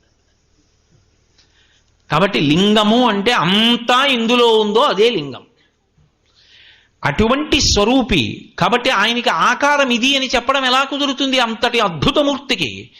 కాబట్టి ఆయన గురించి చెప్పడానికి ఆకారమున అతడు భలే మేటియందుమా ఆకారమెట్టిదో అరయరాదు. అసలు ఆయన సౌందర్యానికి వివశులైపోతారు. అందుకే దూర్జటి కాళహస్తీశ్వర శతకంలో ఒక అద్భుతమైనటువంటి పద్యం చేశాడు. వన్నే ఏనుగుతోలు దుప్పటము బువ్వా కాలకూటంబు చేగిన్నే బ్రహ్మకపాలముగ్రమగు భోగే కంఠహారంబు నిన్నీలాగున నుండి తెలిసియున్ని పాదమూలంబునం చేర్చెన్ నారాయణుడు ఎట్లు మానసమునం శ్రీకాళహస్తీశ్వర అన్నాడు. ఏమయ్యా, లోకంలో శ్రీ మహావిష్ణువు చాలా అందగాడని చెప్తాం కదా, తెల్లవారిలిస్తే మహానుభావుడు, ఆయన అందమే అందం. శాంతాకారం భుజగచయనం పద్మనాభం సురీశం విశ్వాధారం గగన సదృశం మేఘవర్ణం శుభాంగం లక్ష్మీకాంతం కమలనయనం యోగి హృద్యానగమ్యం వందే విష్ణుం భవభయహరం సర్వలోకైకనాథం. అటువంటి విష్ణువు శంకరుడి గురించి తపస్సు చేశాడు. ఇప్పటికీ ద్రవిడ దేశంలో దేవాలయం ఉంది. నేత్రార్పణేశ్వరుడిని 1000 పూజలతో పూజ చేస్తానని ప్రతిజ్ఞ చేస్తే ఒక పువ్వు మాయం చేశాడు. శంకరుడు ఏం చేస్తాడో చూద్దామని, రామ కమలపత్రాక్ష, నా కన్ను తామర పువ్వులా ఉంటుందని బాణంతో కన్ను పెరికి శంకరుడి పాదాల మీద పూజ చేశాడు. నేత్రార్పణేశ్వర దేవాలయం అని ఇప్పటికీ ఉంది. వెంటనే శంకరుడు సాక్షాత్కరించి ఏం కావాలన్నాడు, నీ శరీరంలో అర్ధభాగం ఇమ్మన్నాడు. హరికి అర్ధభాగం ఇచ్చాడు. అది హరిహరమూర్తి. ఇప్పటికే హైదరాబాద్ ఫిలిం నగర్లో అద్భుతమైనటువంటి శిల్పం ఉంటుంది, హరిహరమూర్తి. దాన్నే తిక్కన గారికి ప్రత్యక్షం అయ్యాడు. అటువంటి స్వరూపం, అంతటి అందగాడు. దూర్జటి దాన్ని దృష్టిలో పెట్టుకుని అంటాడు, వన్నే ఏనుగుతోలు దుప్పటము, కట్టుకునేదా ఏనుగుతోలు శంకరుడు. పైగా వన్నే ఏనుగుతోలు దుప్పటము బువ్వా కాలకూటంబు, తినే అన్నమా విషం తింటుంటాడు. అంటే ఎప్పుడో తిన్నాడు హలాహలం. బువ్వా కాలకూటంబు చేగిమ్మే బ్రహ్మకపాలము, బ్రహ్మకపాలాన్ని చేతిలో గిన్నె కింద పట్టుకున్నాడు. చేగిమ్మే బ్రహ్మకపాలం ఉగ్రమగు భోగే కంఠహారంబు, బ్రహ్మాండమైన పాము మెళ్ళో వేసుకున్నాడు. ఎవడి దగ్గరికి వెళ్ళి దండం పెడతాడు. చిత్రం ఏమిటంటే, ఉగ్రమగు భోగే కంఠహారంబు నిన్నీలాగున నుండి తెలిసియున్ నీ పాద మూలంబునం చేర్చిన్ నారాయణుడెట్లు మానసమునన్. మరి ఇలా ఉంటామంటారు కదా, అంత అందగాడు విష్ణు అంటారు కదా, మరి ఆయన నీకోసం తపస్సు చేసి నీ పాదములు ఎందు తన మనస్సు పెట్టి నీ శరీరంలో అర్ధభాగం ఎందుకు పుచ్చుకున్నాడు అంటే దాని అర్థం ఏంటంటే, పైకి ఇలా కనపడతావు కానీ అసలు నీ సౌందర్యములకు గని. అప్రాకృత శరీరం తం అతిమన్మధరూపిణం ఘృతరీతి ఘనీభూతం సచ్చిదానంద విగ్రహం అని లింగపురాణంలో వ్యాస భగవానుడు. అంతటి ముగ్ధమోహన సౌందర్యం అయింది. అలా ఉంటాడు నిలబడితే. కాబట్టి అంతటి అందగాడు. ఆకారమున అతడు బలమేటి యందుమా ఆకారమెట్టిదో అరయరాదు. కులగోత్రములు రెండు తెలియదమందుమా తల్లిదండ్రులిప్పుడు ధరణి లేరు. లోకంలో అందరికీ తల్లి ఆయనే, తండ్రి ఆయనే. అయినప్పుడు ఇంకా ఆయనకి తల్లి తండ్రి ఉంటే ఆయన కూడా ఒకళ్ళకు పుట్టినవాడు అవుతాడు, పరిమితం అయిపోయినవాడు అయిపోతాడు. అది స్తోత్రమా విమర్శ? అయినప్పుడు ఒంటివాడు చిలువా దేవుండు చూడడే, ఆఖరికి మిగిలిపోయేవాడు ఎవరంటే ఆయన ఒక్కడే. మేకలు వేయింజన్నను భాసురముగ నొక్క కోతి పర్ణం వెక్కున్న ఆ కోతులు వేయింజన్నను కోకోయని కొంకి నక్క కోయని కూషన్ అంటారు జానపదులు. అన్నీ ఆఖరికి చిట్ట చివరికి శంకరుడిలోకి వెళ్ళిపోతే మహాప్రళయంలో ఆయన ఒక్కడే మిగిలిపోతాడు. ఆఖరికి ఆయన మహాప్రళయ తాండవం చేస్తుంటే అమ్మవారు సంహార ప్రక్రియ చేయకూడదు. తల్లి అంటే ప్రేమైకమూర్తి కాబట్టి ఆవిడ ఒక్కతే నిలబడి ఆ తాండవం చూస్తుంది. మహాప్రళయ సాక్షిణి. ఆ మహాప్రళయంలో తాండవం చేసి జీవులందరినీ తాను పొందేసి కటిక చీకటి ఏర్పడి సూర్యచంద్రుల గమనం కూడా ఆగిపోతుంది. ఆగిపోయిన తర్వాత తనలో తాను రమిస్తూ జీవులందరి యొక్క కర్మశేషములను కూడా తన శరీరమునకు భస్మగా అలుదుకుని కూర్చుంటాడు. ఆయన తప్ప ఏమీ ఉండదు. ఉంటివాడు తెలుపనొంటివాడు దేవుండు చూడడే, అది ఆయన యొక్క గొప్పతనం. మళ్ళీ ఆయనలోంచే సృష్టి వస్తుంది. ఇది పైకి ఇంకోలా చెప్తున్నాడు. పాపం ఒక్కడు దేవుడు చూడాలి. ఆయన ఎవరు? శివుడే బ్రహ్మచారిగా తన గురించి తాను వ్యతిరేకంగా చెప్పుకుంటున్నాడు. ఎంతటి త్యాగమూర్తి! ఆయనకి బాహ్య ఆడంబరాలు నచ్చుతాయా? నిలబడగలదా? విసిరితే నిప్పు రేవకుండా ఉంటుందా? చూస్తున్నాడు. అందుకని దేవుండు చూడడే, మాయచేతో కపట మంత్రములనో మగువ నిన్ను ఎట్లు మరగించుకున్నాడో కాని తగినవాడు కాడు కాడు. నీకు తగినవాడు కాడు. అసలు నేను ఒకటి చెప్పనా? నువ్వు ఇంత తపస్సు చేసేస్తున్నావు కదా, శంకరుడు ప్రత్యక్షం అయిపోయాడు అనుకో, ఏమండి నన్ను మీ దాన్ని చేసుకోండి అని అడిగావు అనుకో, తప్పకుండా అలాగే చేసుకుంటాను పార్వతి అన్నాడు అనుకో, కళ్యాణం చేసుకోవాలి కదా మీ ఇద్దరు. కళ్యాణం చేసుకోవాలనుకో మీరిద్దరూ పీటల మీదకి రావాలి కదా. నువ్వేం కట్టుకుంటావు? చీనాంబరాలు కట్టుకుంటావు. ఎందుకని? రత్నములకు వజ్రములకు గని అయినటువంటి హిమవత్ పర్వతం నీ తండ్రి అటువంటి చీర కడతాడు, అన్ని నగలు పెడతాడు. ఆయన ఏనుగు చర్మం కట్టుకొస్తాడు. ఈ రెండింటికి మూడేలా? చీనాంబరంబులు చెలువొప్ప కట్టడు మదసింధురేంద్ర చర్మంబు కాని రత్నకంకణములు రమణుడై తొడగడు పనిలోకరాజ కంకణము కాని చందనగంధంబు జానడై పూయడు మదపంచబాణ భస్మంబు కాని. అలాగే పువ్వుల దండలు భోగియై తురముడు వెలయింతరే లేనిరే వెలుగు కాని ఊరనుండ నొల్లడు ఉలుకులలో కాని ఎనయ సింహమెక్కడిద్దు కాని. చిలువా ఏమి చెప్ప? ఆయన నీకు కావలసినటువంటి వాడు. రేపు పొద్దున్న ఏం చేస్తాడో తెలుసా? చీనాంబరంబులు చెలువొప్ప కట్టడు. మీ నాన్నగారు మంచి కాశ్మీర్ పట్టుపంచి తీసుకొచ్చి శంకరా కట్టుకోండి అని అల్లుడికి ఇచ్చి పెళ్లిపేటల మీద కట్టుకోవాలంటే మామయ్యగారండి నాకు అలవాట్లేదండి అని ఓ ఏనుగు తోలు కట్టుకొస్తాడు. బాగుంటుందా? ఆ తోలు నీ పట్టు చీర ముడేస్తారా చెప్పు? అసలు నిజానికి ఆయన అలా ఏనుగుతోలు ఎందుకు కట్టుకుంటాడో నేను మీకు మనవి చేశాను కదా. ఆయన భక్తిని మెచ్చుకుంటాడు, అందుకు కట్టుకున్నాడు. భక్తుడి కోరిక తీర్చడానికి. రెండు ఏనుగు అన్న మాటకు అర్థం ఏంటంటే గజ, కొంచెం మార్చండి జగ. జగత్తుగా కనపడేది మాయ. జాయితే గచ్చతే ఇది జగత్, వచ్చి వెళ్ళిపోయేది మాయ. మాయని ఒలిచి కట్టుకుంటాడంటే మాయని వశం చేసుకున్నవాడని గుర్తు. అది కరిచర్మాంబరధరుడు అన్న మాటకు అర్థం. నాగచర్మాంబరధర అంటారు. ఇది దాచాడు. దాచి చెప్తున్నాడు, చీనాంబరంబులు చెలువొప్ప కట్టడు మదసింధురేంద్ర చర్మంబు కాని రత్నకంకణములు రమణుడై తొలగడు ఫణిరాజ ఫణిలోకరాజ కంకణము కాని. రేపు మీ నాన్నగారు మంచి మంచి రత్న కంకణాలు తీసుకొచ్చి అల్లుడా వేసుకోబోయ్ ఇక్కడి నుంచి ఇక్కడ వరకు అని అక్కడ పెడితే ఇవేం వేసుకోవడం మామయ్యగారండి నా దగ్గర ఇంకా మంచి ఉన్నాయండి అని పెట్లు తీస్తాడు. అందులో ఉంటాయి బుట్టల్లో రకరకాల సైజులు, వేళ్లకి పెట్టుకునే చిన్ని పాములు, ఈ చేతికి కట్టుకునే పాములు, ఇక్కడ కట్టుకునే పాములు, మెళ్ళో పాములు, ఇవన్నీ వేసుకుని కాలికి కూడా ఓ పాము కట్టు కూర్చుంటాడు. అప్పుడు నువ్వు పెళ్లి కూతురు కదూ, నువ్వు ఇలా తెర తీసి తల మీద పెడదాం జీలకర్ర బెల్లమని ఇలా చూసేటప్పటికి భూస్ అంటుంది. పాణిగ్రహణం చేద్దామని చెప్పి ఇలా పెడితే ఆ చేతి మించి ఓ పిల్లపాము లేస్తుంది. చేస్తావా? చేసుకుంటావా పెళ్ళి? ఎందుకమ్మా నీకు? రత్నకంకణములు రమణుడై తొడగడు. దాని అర్థం ఏమిటో తెలుసా? ఏమంటే కాసిన బియ్యం ఇస్తాను తీసుకుంటారు ఏంటంటే పుచ్చుకుంటారు. నల్ల కంబళి కూడా దానం పుచ్చుకుంటారు, నల్ల నువ్వులు పుచ్చుకుంటారు యువతల వాళ్ళని అనుగ్రహించడానికి. చేతకాక పుచ్చుకుంటున్నారని నేను అన్ను, నారాయణ స్వరూపులై పుచ్చుకుంటున్నారు యువతల వాళ్ళని అనుగ్రహించడానికి. ఏదైనా దానం చేస్తే పుచ్చుకుంటామనే వాళ్ళు ఉంటారు. ఏమంటే ఒక్క త్రాచుపాను దానం చేస్తాం పుచ్చుకుంటారా అంటే ఎవరైనా పుచ్చుకుంటారా? ఎవ్వరూ పుచ్చుకోరు. ఆవు ఉచ్చుకుంటారు, ఇంకా ఏనుగు ఉచ్చుకుంటారు, గుర్రం ఉచ్చుకుంటారు. కానీ పాము ఎవరు ఉచ్చుకుంటారు? పాము మృత్యువునకు సంకేతం. అటువంటి పాము ఆయనకు ఆభరణం. అంటే మృత్యువునకు మృత్యు ఆయన, అది దాని గుర్తు. పైగా వాసుకి లాంటి సర్పాలు సామాన్యమైన సర్పాలు కావు. వాసుకి, ఆదిశేషుడు లాంటి సర్పాలు ఆయనకి ఆభరణములు. అంటే ఆయన విరాట్ స్వరూపం అలా ఉంటుంది. కాబట్టి రత్న కంకణములు రమణుడై తొరగడు పనిలోకరాజ కంకణము కాని. పాములు కట్టుకుంటాడు, బాగుంటుందా? శంకరాచార్యులు వారు అద్భుతం చేశారు సౌందర్యలహరిలో. అమ్మవారి కళ్ళల్లో నవరసాలు చెప్పవలసి వచ్చింది. మిగిలిన రసాలు చెప్పచ్చు. శివే శృంగారార్ధ్ర, శంకరుడి పేరు చెప్పేటప్పటికీ ఆవిడ కళ్ళలో శృంగార రసం కనపడుతుంది.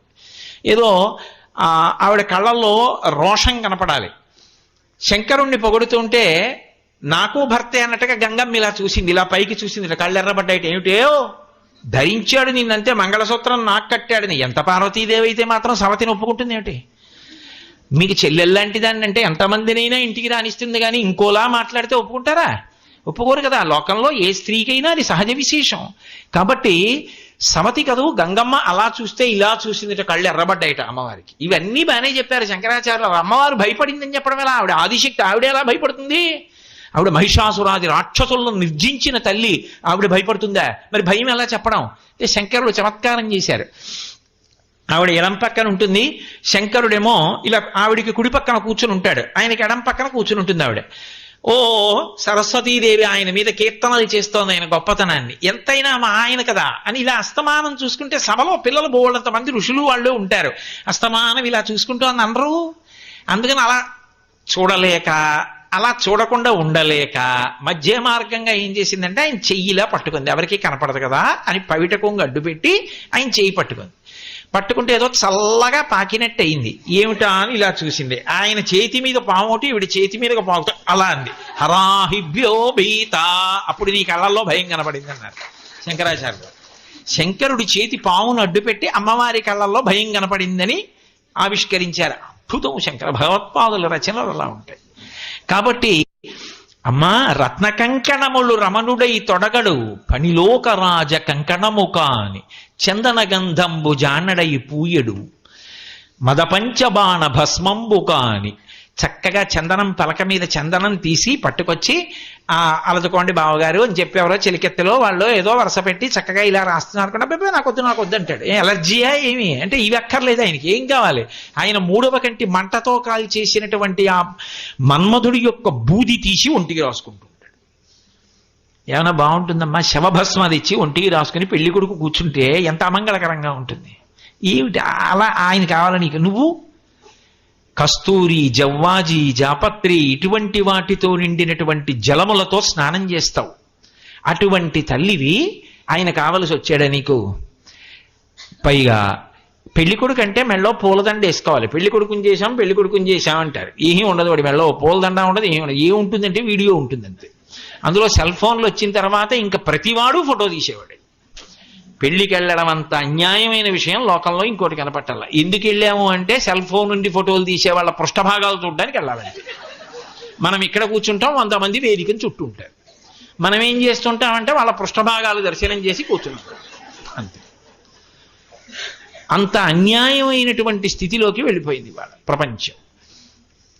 కానీ ఆయన నీకు చందనం రాస్తానంటే రాయించుకోడు, ఇదిగో ఇలా చేస్తాడు. పైగా పెళ్లి కొడుకు అంటే పూలదండ వేసుకోవాలి. పెళ్లి కొడుకు ఏమిటి అసలు? న్యాయానికి పురుషుడు పూలదండ వేసుకుని ఉండాలి అని. నాస్రగ్వీన్ అల్పభోగవాన్ అని. సరే ఇప్పుడు అన్ని పూలు దొరకట్లేదు, అన్ని దండలు వేసుకుని తిరిగినా బాగుండదంటే వేరే విషయం అనుకోండి, వదిలిపెట్టేసేయండి. నేను దాని గురించి ఇప్పుడు అనవసరంగా వ్యాఖ్యానాలు. కానీ పెళ్లి కొడుకుని చేసినప్పుడైనా కనీసం ఆ పెళ్లి అయిపోయే పర్యంతం మెడలో పూలదండ ఉండాలి, పూలదండ తీసేయకూడదు. కాబట్టి రేపు పెళ్లి కొడుకుని చేసి మీ నాన్నగారు మంచి పూలదండ చేస్తాడు. అందులో హిమవత్పర్వత ప్రాంతం కాదు, బెంగళూరులోనే అన్ని పువ్వులు దొరుకుతాయి. అక్కడెంత మంచి పువ్వులు దొరుకుతాయి. అంతంత మంచి మంచి పువ్వులతో దండ చేయించి వేసుకోవాయి అని తీసుకొచ్చి శంకరా అని ఇస్తాడు.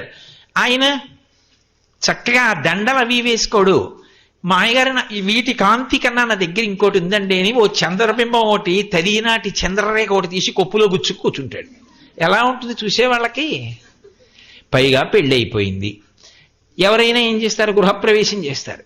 గృహప్రవేశం అంటే పెళ్లి కొడుక్కి మంచి ఆస్తి ఉంది, పెద్ద భవనం ఉందంటే పెళ్లి కూతురు ఆయన చిటికిన వేలు పట్టుకుని గడప దగ్గరికి వెళ్ళి మీ పేరు చెప్పండి బావగారు అంటే ఆయన మొహమాట పడి ఆవిడ మొహమాట అలా రానివ్వమంటే హారతి ఇవ్వమంటే డబ్బు ఇవ్వాలంటే ఏదో మొత్తానికి నేను మీ మరదలు అలా కుదరదు పేరు చెప్పమంటే ఏదో ఆ ఇంట్లో కడితే అంత ఐశ్వర్యం చూసుకుని ఆడపిల్ల సంతోషపడిపోతుంది. మెట్టినింట్లో నాకు ఇంత ఐశ్వర్యం ఇంత సంతోషంగా ఉంటాను అనుకుంటుంది. మీ ఆయన చిటికిన వేలు పెట్టుకుని ఏం చేస్తాడు? ఊరనుండనొల్లడు ఉలుకులలో కాని శ్మశానంలో కాపరం కాబట్టి గృహప్రవేశం అక్కడ. ఎందుకమ్మా ఆయన నీకు? ఆయన నిజానికి శ్మశానంలో ఉండడు. శ్మశానం అంతా ఉంది, అంతటా శివుడు ఉంటాడు. మీరు ఒక్కటి జ్ఞాపకం పెట్టుకోండి, శ్మశానం అంటే శరీరములను కాల్చే భూమి కాదు. ఎవరు ఎక్కడ చచ్చిపోతారో అది శ్మశానం. చచ్చిపోయిన శవాలు ఉండే చోటు శ్మశానం. ఎంతమంది ఎక్కడ పడితే అక్కడ చచ్చిపోతారు. చచ్చిపోయాక శ్మశానానికి తీసుకెళ్లారా? శ్మశానానికి వెళ్ళి చచ్చిపోతున్నారా? ఇంట్లో చచ్చిపోతున్నారు, వీధిలో చచ్చిపోతున్నారు, రోడ్డు మీద చచ్చిపోతున్నారు, మేడ మీద చచ్చిపోతున్నారు, గాలిలో చచ్చిపోతున్నారు, నీళ్లలో చచ్చిపోతున్నారు. చచ్చిపోయాక శ్మశానానికి వెడుతున్నారు. అయితే లోకమంతా శ్మశానమను, లేకపోతే శ్మశానం లేదను, ఏదో ఒకటే. కాబట్టి అంతా శ్మశానమే ఉన్నదంతా. కాబట్టి ఆయన కానిది ఆయన లేనిది లేదమ్మా అని దాని అర్థం. కానీ పైకి ఎలా అంటాడు? ఊరనుండనొల్లడు ఒలుకొలలో కాని ఎనయ సింహం ఎక్కడ ఎద్దుగా అని. నీకు సింహం వాహనం, ఆ సింహం నిన్ను భరిస్తుంది. రండి చక్కగా ఈ సింహం ఎక్కెడదామంటే ఏదో మంచి చక్కగా బ్రహ్మాండమైనటువంటిది ఓ 1,50,00,000 కారు ఒకటి విమానంలో విదేశాల నుంచి తెప్పించి మామగారిచ్చి, అల్లుడా నా కూతుర్ని తీసుకుని వెళ్ళబోయ్ అంటే, మామగారిని ఎందుకండి బ్రహ్మాండమైన గుర్రబండి ఉంది నాకు అని అక్కడి నుంచి ఆ గూడు బండిలోకి అమ్మాయిని ఎక్కించి అటు ఇటు ఊగిపోయి కర్రలు భుజాలకు కొట్టుకుంటుంటే ఆయన ముందు దండెక్కి ట్రర్రని దాన్ని కొట్టుకుంటూ వెళ్తున్నాడు అనుకోండి. ఊళ్ళో వాళ్ళు ఏమనుకుంటారు? ఏంటి ఇలాంటి అల్లుడు వచ్చాడు ఈయనకి అనుకోరు. అలా ఎనయ సింహం ఎక్కడ ఎద్దుగా అని ఆ ఎద్దెక్కి తిరుగుతుంటాడు. ఎప్పటిదో పాపం ఎద్దు ముసల్దా అయిపోయి ఉంటుంది. అది ఎక్కి తాను కూర్చుని నిన్ను ఎక్కించుకుని వీధిలో తిరుగుతుంటే ఆ హనీ ఐశ్వర్యం ఎంత బాగుంటుందంటావు. అంటే ఎక్కడైనా లోపల రవ్వ ఉంటే మాత్రం విసిరితే మంటే. నిజంగా ఆవిడికి ఎక్కడైనా చిన్న అనుమానం ఉందనుకోండి శివుడికి ఐశ్వర్యం లేదని, అమ్మో నిజమేనండి బాగా వచ్చారు సుమా దేవుళ్ళలాగా, ఇప్పటికే అనవసరంగా ఇహ మళ్ళీ ఎప్పుడు శివ అన్నండి అని పారిపోవాలి ఇంటికి. అలా మాట్లాడాడు. అయ్యో నా పెళ్లి పాడైపోతుందేమో కాదు, అవతల వారి యందు శివభక్తిని అలా పరీక్షించాడు. కాబట్టి ఇంటనుండనొల్లడు ఉలుకులలో కాని ఎనయ సింహం ఎక్కడిద్దుగా అని. అటువంటి వాడు నీకెందుకమ్మా? కాబట్టి నా మాట విను. నీకొక్క మాట చెప్పనా? నీ అదృష్టమో నా అదృష్టమో నువ్వు బాగా గమనించుంటావు, నీ బ్రహ్మచారిని. కాబట్టి నేను వయసులోనున్నవాడ ముదిమిలేనివాడ మోహనాకారుండ తరుణి నిన్ను నేల తగినవాడ నన్ను తవిలి నీవు నా వెంట చనుదెమ్ము వనటకుంద నేత్ర వనజనేత్ర. ఎందుకు అనవసరంగా ఆయన గురించి తపస్సు? చూసావా బ్రహ్మచారిని ఎంత అందంగా ఉన్నానో. కాబట్టి అయిందేదో అయిపోయింది, ఇంకా మళ్ళీ వెనక్కి వెళ్ళి తెలియక నేను శివుడి గురించి తపస్సు చేశాను అమ్మా, అక్కడతో వదిలిపెట్టేశానమ్మా, మీరు సంబంధం చూడండమ్మా అంటే ఊళ్ళో వాళ్ళందరూ శివుడి గురించి తపస్సు చేసిందట, ఇప్పుడేమో ఇంకోడు కావాలట, పిల్ల మనసు మలినమైంది కదా, రకరకాల పేర్లు చెప్తారు. అక్కడి నుంచి మీ అమ్మగారికి నాన్నగారికి మనసు పాడవుతుంది. ఎందుకు? హాయిగా నేను వచ్చానుగా బ్రహ్మచారిని, చక్కగా చూడు ఎంత అందంగా ఉన్నాను. ముదిమిలేని వాడ, నేనేం ముసలాన్ని కాదు, మోహనాకారుండా చక్కగా అందంగా ఉన్నాను. తరుణి నిన్ను నేల తగినవాడ, నిన్ను చేపట్టడానికి తగినవాడిని. కాబట్టి నన్ను తవిలి నీవు నా వెంట చనుదేమో, ఇంకా మళ్ళీ ఇంటికి వెళ్ళడాలు చెప్పడాలు పెట్టకో, వచ్చేయి. వనటకుంద నేత్ర వనజనేత్ర, అలా ఇంటికి వెళ్లకుండా ఇక్కడే కూర్చుని తపస్సు మానేసి బాధపడుతూ జరిగింది ఏదో ఇలా అయిపోయింది అలా ఎలా ఎలా అని వేళ్ళు విరుచుకోకు, వచ్చేదా పోదాం అన్నాడు. ఆవిడంది వెంటనే లేచి చిలికెత్తెళ్ళి పిలిచింది. వీడట బ్రహ్మచారియట వీనుల పెట్టగరాని మాటలే ఆడుచునున్నవాడు, నమశివాయయుండాడగరాదు మదనాంధుడు వీడు, వీని పండ్లోడగ వేసి ద్రుబ్బుడని ఉగ్రత పల్కిన కాంతలందరు. వెంటనే ఆవిడ లేచింది, చెవులు మూసుకొని నమశివాయ శివునకు నమస్కారము వినా ఇంకొక మాట వినడానికి వీల్లేదు. మదనాంధుడు వీడు మదంతో కాలిపోతున్నాడు. వీనులను పెట్టగరాని మాటలే ఆడుచునున్నవాడు. శివనింద వినకూడదు, శివనింద పలుకుతున్నాడు. దాని వలన విని మనకి మహాపాపం వస్తుంది. ఒక్కటే పండ్లు ఊడగ వేసి ద్రొబ్బుడని, వీడి పళ్ళు ఊడిపోయేట కొటాతలకి లాగిబారేయండి అని ఉగ్రత పలికిన మహాకోపంతో పలికేటప్పటికీ కాంతలందరూ చుట్టూ ఉన్న చెలికెత్తలందరూ ఆ బ్రహ్మచారి మీద పడ్డారు ఈడ్చి తగిలిస్తూ. అమ్మబాబోయ్ అని అకస్మాత్తుగా ఒక్కసారి తన పరమశివుని యొక్క స్వరూపాన్ని ఆవిష్కరింపజేశారు. వేసి శంకర చంద్రోద్భాసిత శేఖరే స్మరహరే గంగాధరే శంకరే సర్పైర్భూషిత కంఠకర్ణ వివరే నేత్రోద్ధవైశ్వానరే దంతిత్వకృత సుందరాంబరధరే త్రైలోక్య సారే హరే అంటారే శంకరులు. అలా దివ్యమంగళ విగ్రహాన్ని చూపించాడు. చూపించగానే పొంగిపోయి అమ్మవారు పాదముల మీద పడి నమస్కారం చేసింది. నమస్కారం చేసి నిలబడితే అన్నారు, కామిని చూచు చూపులకు కామపరవశుండై కాముని తొల్లి గెలిచిన మగంటిమి నెల్ల మరంగి కామినిన్ లోలత చూచుచుండె మరి కామినియున్ కాముడు చూచు చూపులకు కామ వికారత పొందే మదనాస్త్రపాతయై. ఇంత మన్మధుణ్ణి గెలిచినవాడు ఆవిడ తపశ్శక్తి చేత వశం చేసుకుంటే శివుడంతటి వాడు అమ్మవారిని అబ్బా ఏమి తపశ్శక్తి, నన్ను వశం చేసుకున్నావు పార్వతి అని అభినందన పురస్సరంగా చూస్తున్నట్టు. ఆవిడ శంకరుడి అందానికి చూసి ఎంత అందగాడో అని మనస్సులో ఆవిడ అలా నిలబడిపోయి ఆవిడ చూస్తోందట. అడిగాడు, నన్ను కళ్యాణం చేసుకోమనే కదా నువ్వు వచ్చావు, మనం ఇద్దరం అభిన్నులం, ఎప్పుడూ అది దంపతులం, రా కైలాసానికి వెళ్ళిపోదాం అన్నాడు. ఆవిడంది రాను. గతంలో ఇలాగే నేను అనేక అవతారాల్లో కళ్యాణం చేసుకున్నాను. దక్ష ప్రజాపతి కుమార్తెగా ఉన్నప్పుడు కూడా చేసుకున్నాను. ఈ అవతారంలో అలా రాను. నువ్వు నా పుట్టినింటికి రావాలి.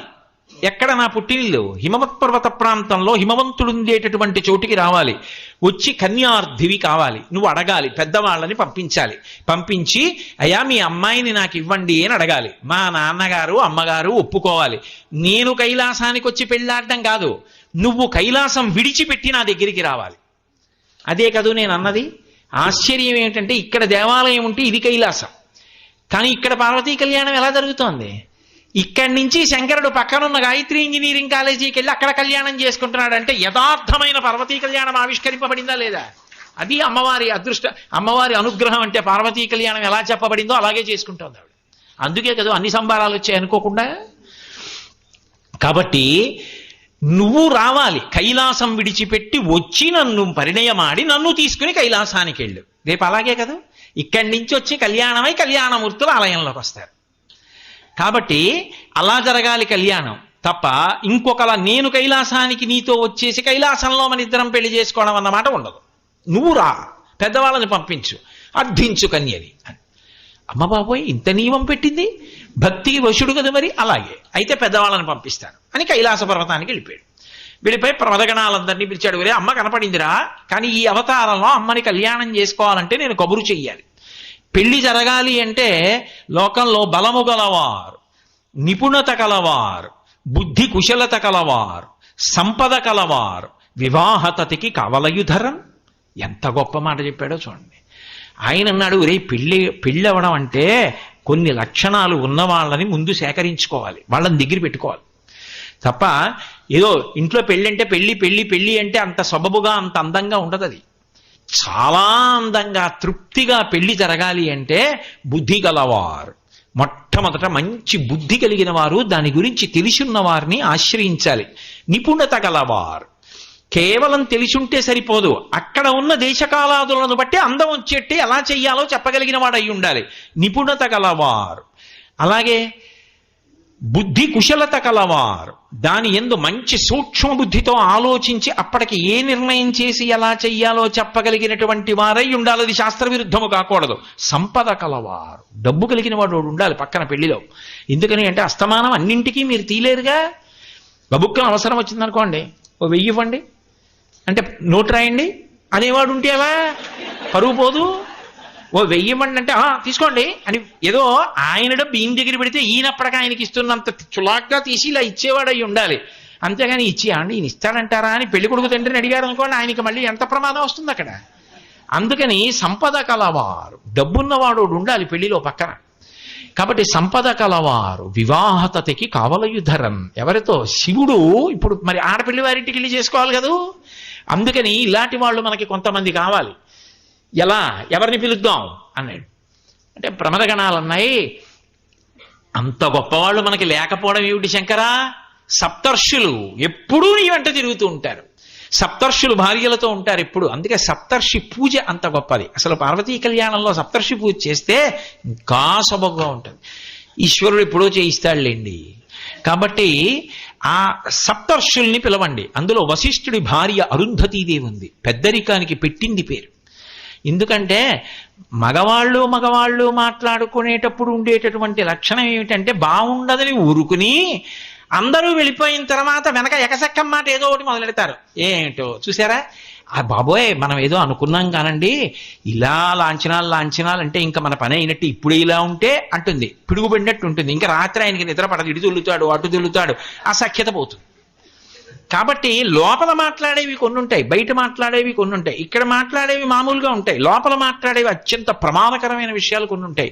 అదేంటంటే వేదం శాస్త్రం ఇవేం అక్కర్లా. మా ఇంట్లో ఇది ఆచారం అండి అని మొదలెట్టే పెద్ద ఆవిడ వస్తుంటుంది.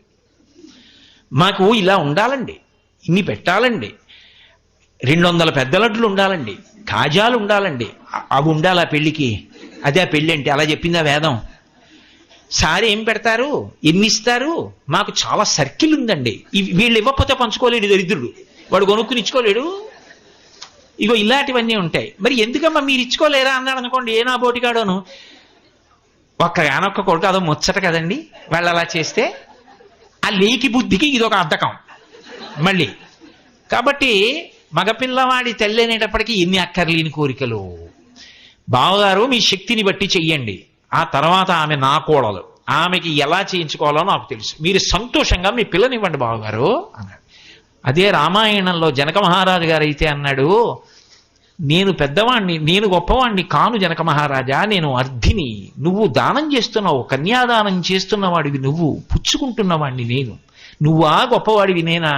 నువ్వు పిల్లనిస్తే కదూ నాకు కోడలు, నాకు కోడలు వస్తే కదూ నా వంశం పెరగడం. నా కోడలు వచ్చింది అని నేను మామయ్య గారు అని పిలిపించుకున్నాను అంటే నాకు తృప్తి కలిగితే, నే బతికుండగా నా కొడుకు నా కోడలు ముచ్చటగా అలా తిరుగుతుంటే, వాళ్ళకి పిల్లలు పుడితే వాళ్ళు తాత అన్న ఒళ్ళో వచ్చి ఆడుకుంటే ఆ పిల్ల కదూ ఆధారం. అటువంటి పిల్లనిచ్చిన వాడు ఈ నువ్వు కదూ. అయినప్పుడు నువ్వా గొప్పవాడివి నేనా? నా దగ్గర నువ్వెందుకు చేతులు కట్టుకోవడం, నిజానికి నేను కట్టుకోవాలన్నాడు. అది రామాయణం, ఆ జాతికి వారసులన్నమాట. తప్ప లేనిపోని నిక్కు చూపించమని ఎక్కడా చెప్పలేదు. కాబట్టి అటువంటి వాళ్ళు కావాలి. అంటే అరుంధతీదేవి ఉంది, చాలా బాగా మాట్లాడుతుంది. అరుంధతీదేవి మాట్లాడితే అవతల వాళ్ళు మాట్లాడడానికి ఉండదు. ఎందుకని దేని దృష్టిలో పెట్టుకు చెప్తున్నారు, అక్కడ మేనకాదేవి ఉంది.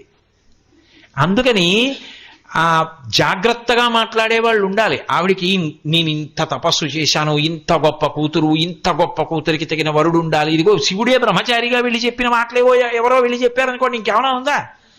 అందుకని అరుంధతీదేవి లాంటి వాళ్ళు ఉండాలి. సప్తర్షులైతే ఋషివాక్యానికి తిరుగులేదు. అందుకని సప్తర్షుల్ని భార్యలతో పిలిచి కబురు చేద్దాం పిల్లనిమ్మని.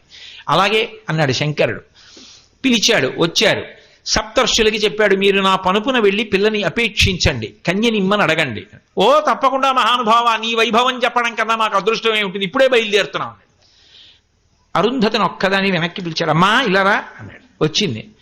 ఏమి స్వామి, ఏం ఆజ్ఞ, ఒకసారి కూర్చో.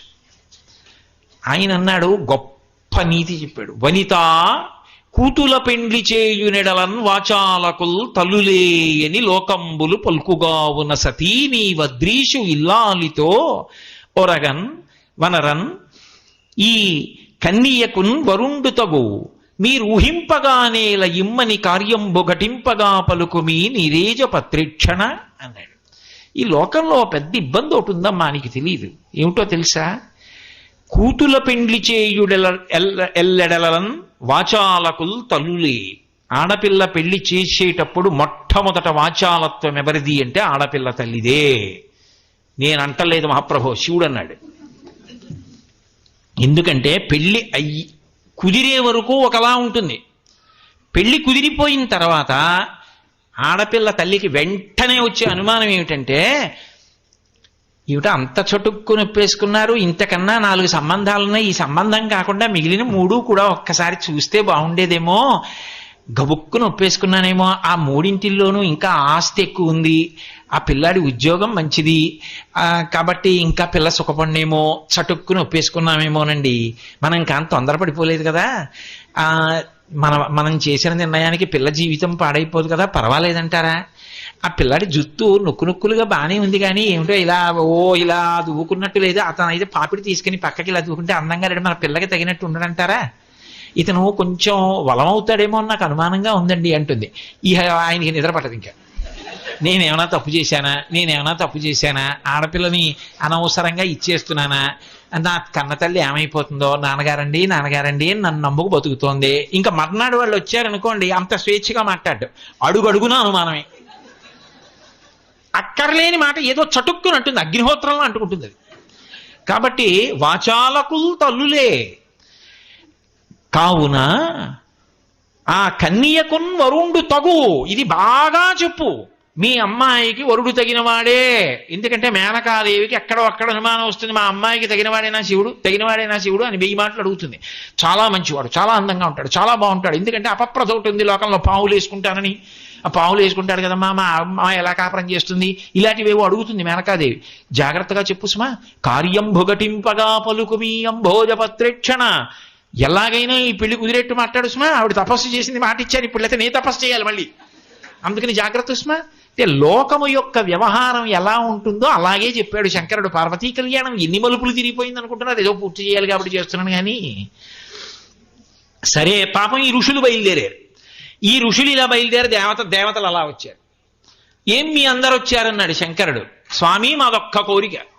ఏమిటి చెప్పండి అన్నాడు. మీ కళ్యాణం అని విన్నాం, అవును ఇంకా కుదరలేదు, ఇప్పుడే కబురు చేశాను. ఒక్క మాట చెయ్యాలి, మీ పెళ్లిలో ఆడపిల్లని త్రికరణ శుద్ధిగా కన్యాదానం చేయకుండా భయపడుతూ మీ మీద అనుమానంతో కన్యాదానం చేసేటట్టుగా మీరే మీ పెళ్లి పాడు చేసుకోవాలి. అది ఎందుకురా అన్నాడు. త్రికరణ శుద్ధిగా కన్యాదానం చేసేసాడు అనుకోండి, హిమవంతుడు మేనకాదేవితో కలిసి పార్వతీదేవిని మీ వంటి వారికి త్రికరణ శుద్ధితో కన్యాదానం చేస్తే మోక్షం వచ్చేస్తుంది. మోక్షం వచ్చేస్తే హిమవత్ పర్వతం ఉండదు. హిమవత్ పర్వతం లేకపోతే ఇన్ని లక్షల మంది తపస్సు చేసుకునే వాళ్ళకి ఆధారభూతమైన భూమి ఉండదు. అది దివ్య భూమి, అది అంతర్ధానం అవ్వకూడదు. అందుకే వాళ్ళ మనస్సులో మీ మీద అనుమానం వచ్చేటట్టు, ఇతను తగినవాడేనా అని అనుమానం వచ్చి నమ్మక లోపల మదనపడిపోతూ పైకి ఒప్పుకుంటూ కాసేపు సంతోషిస్తూ కాసేపు బాధపడుతూ కన్యాదానం చేసేటట్టు మీరే మీ పెళ్లి పాడు చేసేసుకోండి అన్నారు. మేం చేయలేం, మీరే చేసేసుకోండి. ఆయన ఉదారుడు నవ్వాడు. అలా చేయనా మా అత్తగారు మావగారిని? అలా అయితే హిమవత్ పర్వతం ఉంటుందా, మీ కోరిక తీరుతుందా? అది దేవభూమే. అలాగే చేస్తానులేండి, వెళ్ళి రండి. వాళ్ళందరూ సంతోషంగా వెళ్ళిపోయారు. పర్వాలేదు లేరా హిమవత్ పర్వతం, ఆయన పెళ్ళి ఆయనే జాగ్రత్తగా అలా ఏదో పాడు చేసుకుని బాగు చేసుకుంటాడులే అని వెళ్ళిపోయారు. పాపం ఇప్పుడు ఎంత కష్టం చూడండి. అక్కడ వెళ్ళారు సప్తర్షులు, హిమవంతుడితో మాట్లాడారు. ఆయన చెప్పింది నిజంగా నేను ఆ పెళ్లి మాటలు ఇవన్నీ చెప్పాను అనుకోండి, 10 రోజులు చెప్పాలి పార్వతీ కళ్యాణం. అంత వర్ణించారు శివమహాపురాణంలో. ఇక్కడ హిమవంతుడు పాపం సంతోషించాడు. మేనకాదేవి ఎన్ని ప్రశ్నలు వేసిందో అరుంధతీదేవిని. అరుంధతీదేవి కాబట్టి మాట్లాడి ఒప్పించి చాలా సంతోషంగా ఒప్పుకున్నారు మేనకా హిమవంతులు. ఇంత గొప్పవాడు, తప్పకుండా పిల్లనిస్తామన్నారు. ఏదో ముహూర్తాలు పెట్టుకున్నారు. పెట్టుకున్న తర్వాత శుభలేఖ వేశారు. శుభలేఖ వేసిన తర్వాత మరి శుభలేఖ వేసినప్పుడు అందులో ఏమని రాస్తారు? మీరు వచ్చినప్పుడు ఏదో బంధుమిత్ర సపరివారముగా విచ్చేసి మొదర్పిత చందన తాంబూలాది సత్కారములను వేయకుని మమ్మ ఆనందింపజేయ ప్రార్థన. చందనం రాసేవాడు ఎవడు ఉండడు, ఉట్టినే ఎలా అంటారంతే. చందనం రాసేవాడు ఉండడు, తాంబూలం ఇచ్చేవాడు ఉండడు. కానీ నేను మాత్రం మా అమ్మాయి పెళ్లికి చేశాను భగవంతుడు అనుగ్రహంతో అలా. కాబట్టి అసలు ఆ చందనం అలది తాంబూలం ఇవ్వడం కదండి మర్యాద. అందుకని అదిగో ఆ హిమవంతుడు ఏం చేశాడంటే, మరి తన పిల్లలందరినీ పిలవాలి. ముందు ఆడపిల్లలు ఇంటికి వస్తేనే కదా సంతోషం ఏదైనా. ఓ శుభకార్యం అనేటప్పటికీ ముందు వాళ్ళు వచ్చేయాలి. ఒక్క చీర కోసం 3 రోజులు షాపింగ్కి వెళ్ళాలి. ఇవన్నీ చేస్తేనే కదా సంతోషం. తేవాలి, మళ్ళీ ఇచ్చేస్తుండాలి, ఇది బాగుందనాలి, రాత్రి పడుకోవాలి, పొద్దున్న లేవాలి, మళ్ళీ అంచు చూడాలి, పైన చూడాలి, ఏదో రకరకాలు ఉంటాయి. అవన్నీ సంతోషాలు. నేను ఎందుకు అవి తప్పని కానీ ఒప్పని కానీ నేను అంటలేదు. అదో సంతోషం. కాబట్టి అలా నడిచిపోవాలంటే మరి ఆడపిల్లలు రావాలి. హిమవంతుడికి ఆడపిల్లలు ఎవరు? ఆయన పర్వతం. కాబట్టి ఆయనకి స్నేహితులు ఎవరు? బంధువులు ఎవరు? పర్వతాలే. కాబట్టి ఆయన హిమవంతుడు. ఆయనకి స్నేహితులు ఎవరు? గంధమాదన పర్వతం, వెంకటాచలం, అరుణాచలం, సహ్యాద్రి. ఈ పర్వతాలన్నీ ఆయనకి బంధువులు. అందున చాలా పెద్దవాడు బంధువుల్లో. కాబట్టి ఆయన బంధువులు అంటే ఆయన ఇంట్లో పెళ్ళంటే రాకుండా ఎవరుంటారు? కాబట్టి పుత్రమిత్ర కళత్రాదులతో రమ్మని ఉత్తరం రాసి శుభలేఖ పంపించాడు.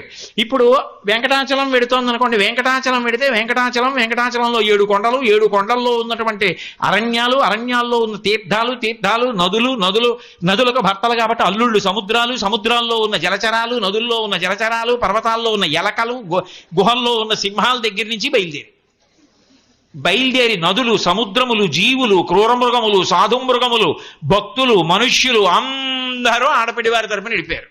మగపిల్లి వారి తరపున చతుర్ముఖ బ్రహ్మగారు, శ్రీ మహావిష్ణువు, సరస్వతీదేవి, లక్ష్మీదేవి, 33 కోట్ల మంది దేవతలు, ఋషిగణాలు, ప్రమదగణాలు, యక్షులు, రాక్షసులు, కిన్నెరులు, కింపురులు, గంధర్వులు అందరూ బయలుదేరారు. ఇక భూమి మీద ఎవడుంటాడు? అందరూ పెళ్లివారింటికే. ఇంతమంది హిమవత్పర్వత ప్రాంతానికి వెళ్ళిపోయారు పెళ్లివారింటికి. ఇంతమంది వెళ్ళిపోయిన తర్వాత అయ్య బాబోయ్ ఎంతమంది బంధువులో, ఎంత పొంగిపోయిందో మేనకాది.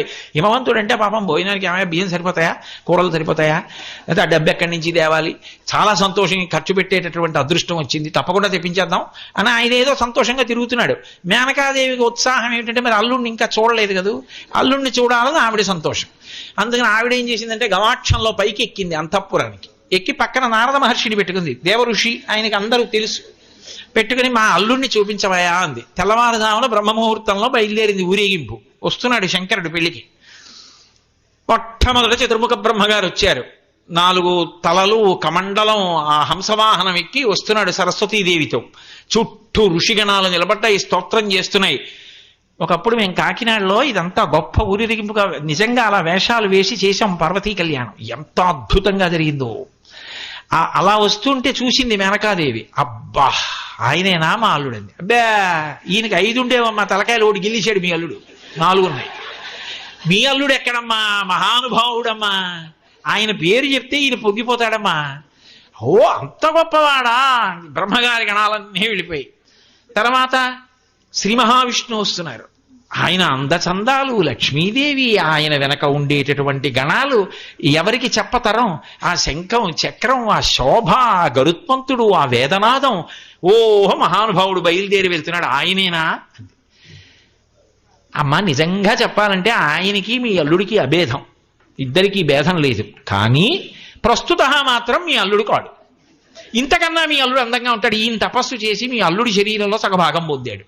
అబ్బా అంత అందంగా ఉంటాడా మా అల్లుడు అని. 11 అయింది. గుక్కెడు మజ్జిగ తాకుండా అలాగే నిచ్చింది. అల్లుడు వచ్చేస్తాడేమో అని పాపం. 12 అయింది. 1 గంట అయింది. నవగ్రహాలు వచ్చారు, యక్షులు వచ్చారు, గంధర్వులు వచ్చారు, కిన్నెరులు వచ్చారు, కింపురుషులు వచ్చారు.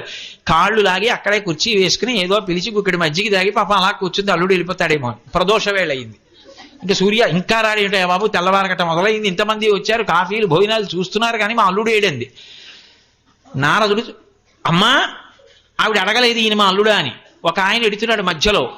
ఆ భూతగణాలు, పిశాచగణాలు, ప్రమదగణాలు వెడుతుంటే మధ్యలో దిగంబరంగా ఉండి డమరకం పట్టుకుని ఎగిరిగిరి నాట్యం చేస్తూ వెడుతున్నాడు. ఈవిడ చూసి ఇలా తల తిప్పుకుంది. అడగలేదు ఈయనేనా మా అల్లుడని. నారదుడు అన్నాడు అమ్మా ఆయనే మీ అల్లుడని తిప్పాడు. ఆ చూసిన ఆవిడ చూసినట్టు హడిలిపోయింది. నేను నిజం చెప్తున్నాను, నేను ఏదో గుర్తినే చెప్తున్నానని మీరు అనుకుంటున్నారు. కానీ ఈ శివమహాపురాణంలో నేను చాలా సంక్షిప్తం చేసి చెప్తున్నాను, సమయాన్ని దృష్టిలో పెట్టుకుని. హడిలిపోయి కిందకి దిగిపోయి తిన్నగా పెళ్లి కూతుర్ని చేస్తున్న పార్వతీదేవి గదికి వెళ్ళి కంఠం పట్టుకుంది. వీడిని పెళ్లి చేసుకోవడానికి తపస్సా, పీక పిసికేసి నిన్ను చంపేస్తాను, నేను చచ్చిపోతాను, వాడు అల్లుడేమిటి అని.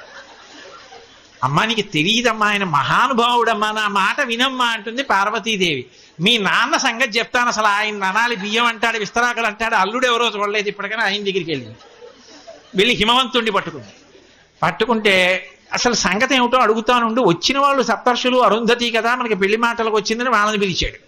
అరుంధతీవి చెప్పింది కాదమ్మా నా మాట విను, నీ అల్లుడు సర్వలోక భర్త. ఆయన మీ మనసులు పాడవడానికి ఇలా చేశాడు, దానికి ఒక కారణం ఉంది. కానీ మీ అల్లుడి రూపం అది కాదు.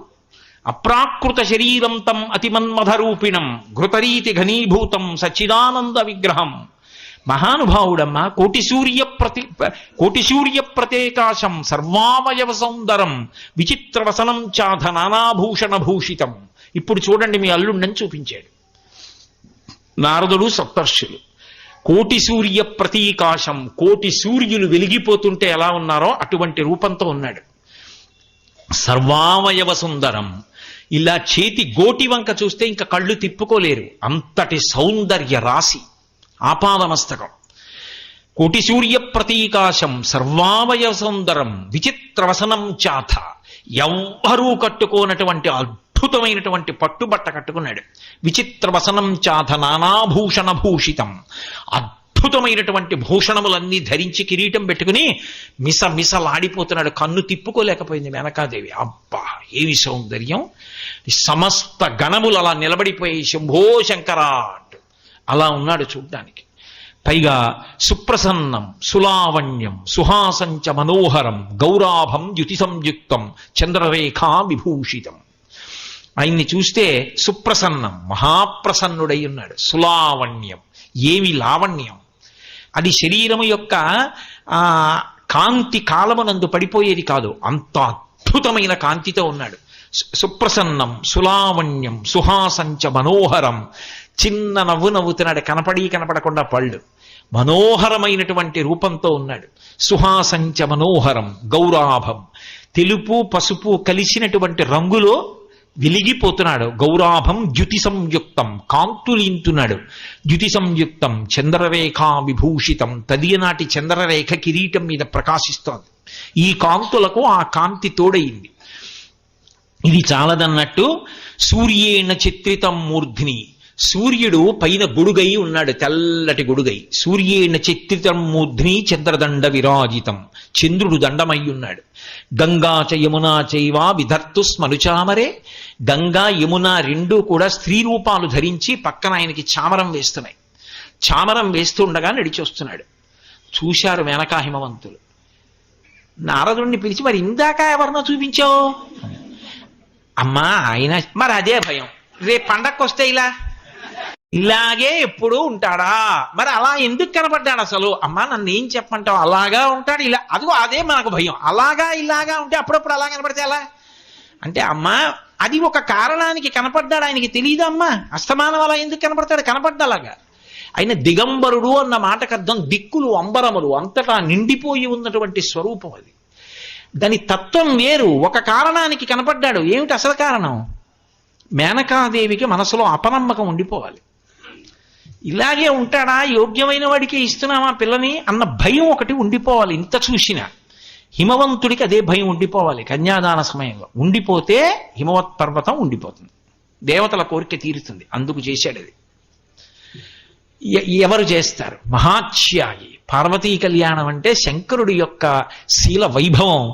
లోకములకు తండ్రిగా అందరినీ రక్షించడానికి ఆయన చేసేటటువంటి విశేషాలు అలా ఉంటాయి. అందుకని అది చెప్పరు. అమ్మా ఒకప్పుడు కనపడ్డాడు, కానీ అది కాదు ఆయన యథార్థ స్వరూపం, మహాద్భుతం. ఇదిగో ఇప్పుడు నీకు కనపడ్డారే, అది అసలు రూపమై భక్తుల్ని సంతోషపెట్టడానికి ఒకప్పుడు ఏనుగు చర్మం కట్టుకుంటాడు, ఒకప్పుడు జింక చర్మం కట్టుకుంటాడు.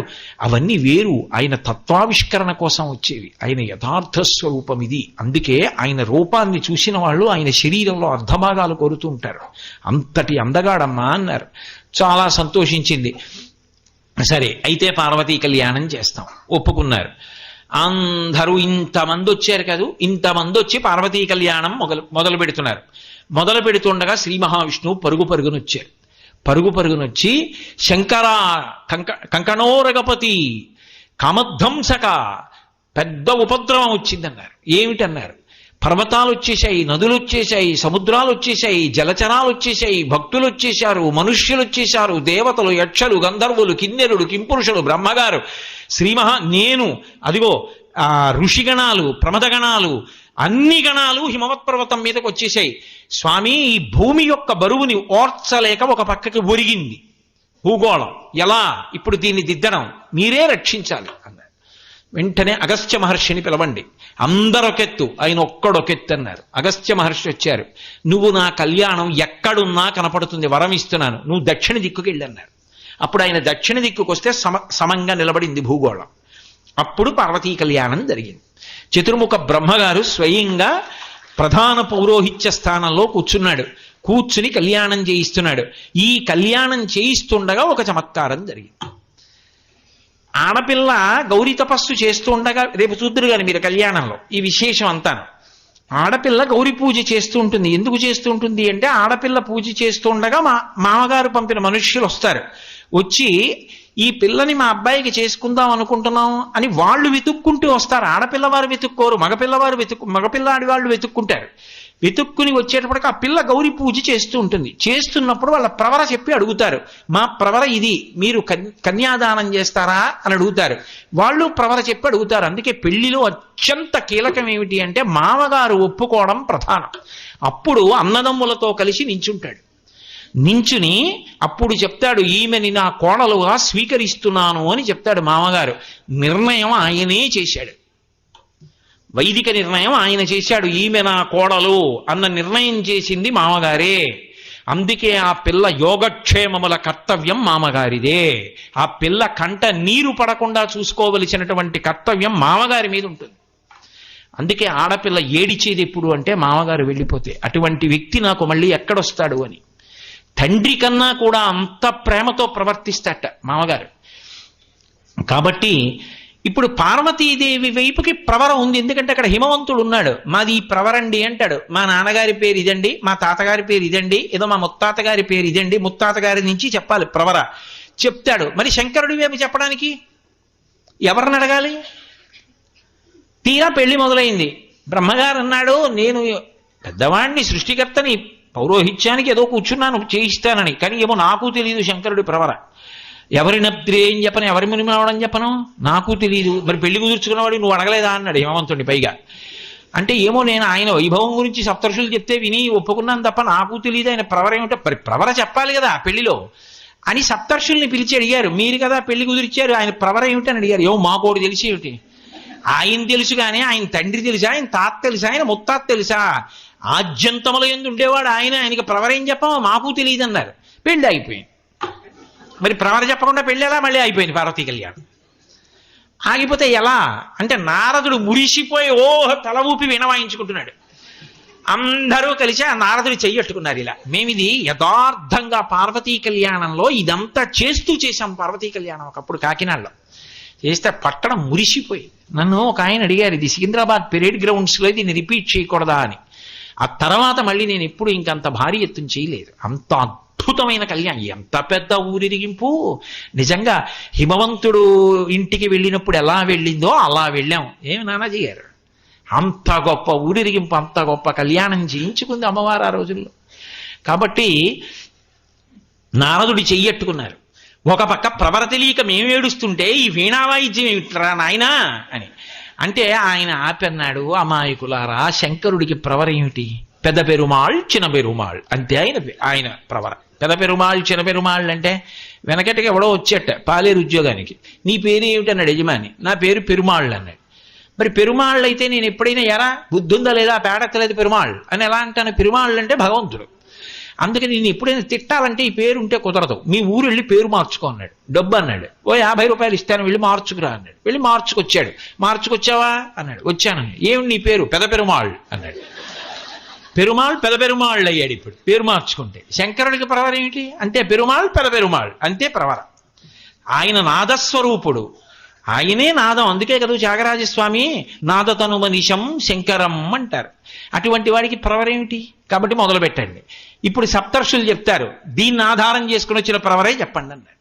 ఏం చెప్పాలి చెప్పండి అన్నాడు. అంటే అందరూ కలిసి చెప్పారు. ఆయన అన్నారు, నిర్గుణ, నిరంజన, నిరాఖ్యాత, నిర్వికల్ప, నిరామయ, పంచారుషేయ ప్రవరాన్విత పరమ శివగోత్రస్య. రేపు ఇదే చెప్తారు కళ్యాణంలో, మీరు విందురు గాని. పరమశివగోత్రస్య ఏమిటి ఆయన గోత్రం అంటే పరమశివుడే గోత్రం. పరమశివ శర్మణో నప్రే. ఎవరికి మునిమనవాడు? పరమశివుడికి మునిమనవాడు. మరి ఎవరికి మనవడు అంటే ఆయన సదాశివశర్మణ పౌత్రాయాం, సదాశివుడికి యొక్క మనవడు. మరి తండ్రి గారెవరు? ఈశ్వర శర్మణ పుత్రాయ, ఈశ్వర శర్మ యొక్క పుత్రుడు. మరి పెళ్లి కొడుకు ఏమిటి? అంటే అఖిలాండ కోటి బ్రహ్మాండనాయకాయ ఆది మధ్యాంతరహితాయ వేద వేదాంత వేద్యాయ కైలాసపర నివాసాయ విశ్వేశ్వర శర్మణే వరాయ. ఈ విశ్వేశ్వరుడెవడు, ఈశ్వరుడెవడు, పరమశివుడెవడు, సదాశివుడెవడు, ఎవరు వీళ్ళందరూ? ఆయనే. అంతకన్నా ప్రవర ఎలా చెప్పాలి? అందుకని అదే చెప్పారు. పార్వతీదేవిది హిమవంతుడిని అడుగుతారు, ఆడపిల్ల తండ్రిని అడుగుతారు, అక్కడికి వెళ్ళి బాగుండదు ప్రవర తెలియదంటే, కనీసం తెలిసిన వాళ్ళనన్నా అడిగి రాసుకోవాలి ముందే. ఆయన అన్నాడు మా ప్రవర చెప్తాను అని చెప్పాడు ఆయన.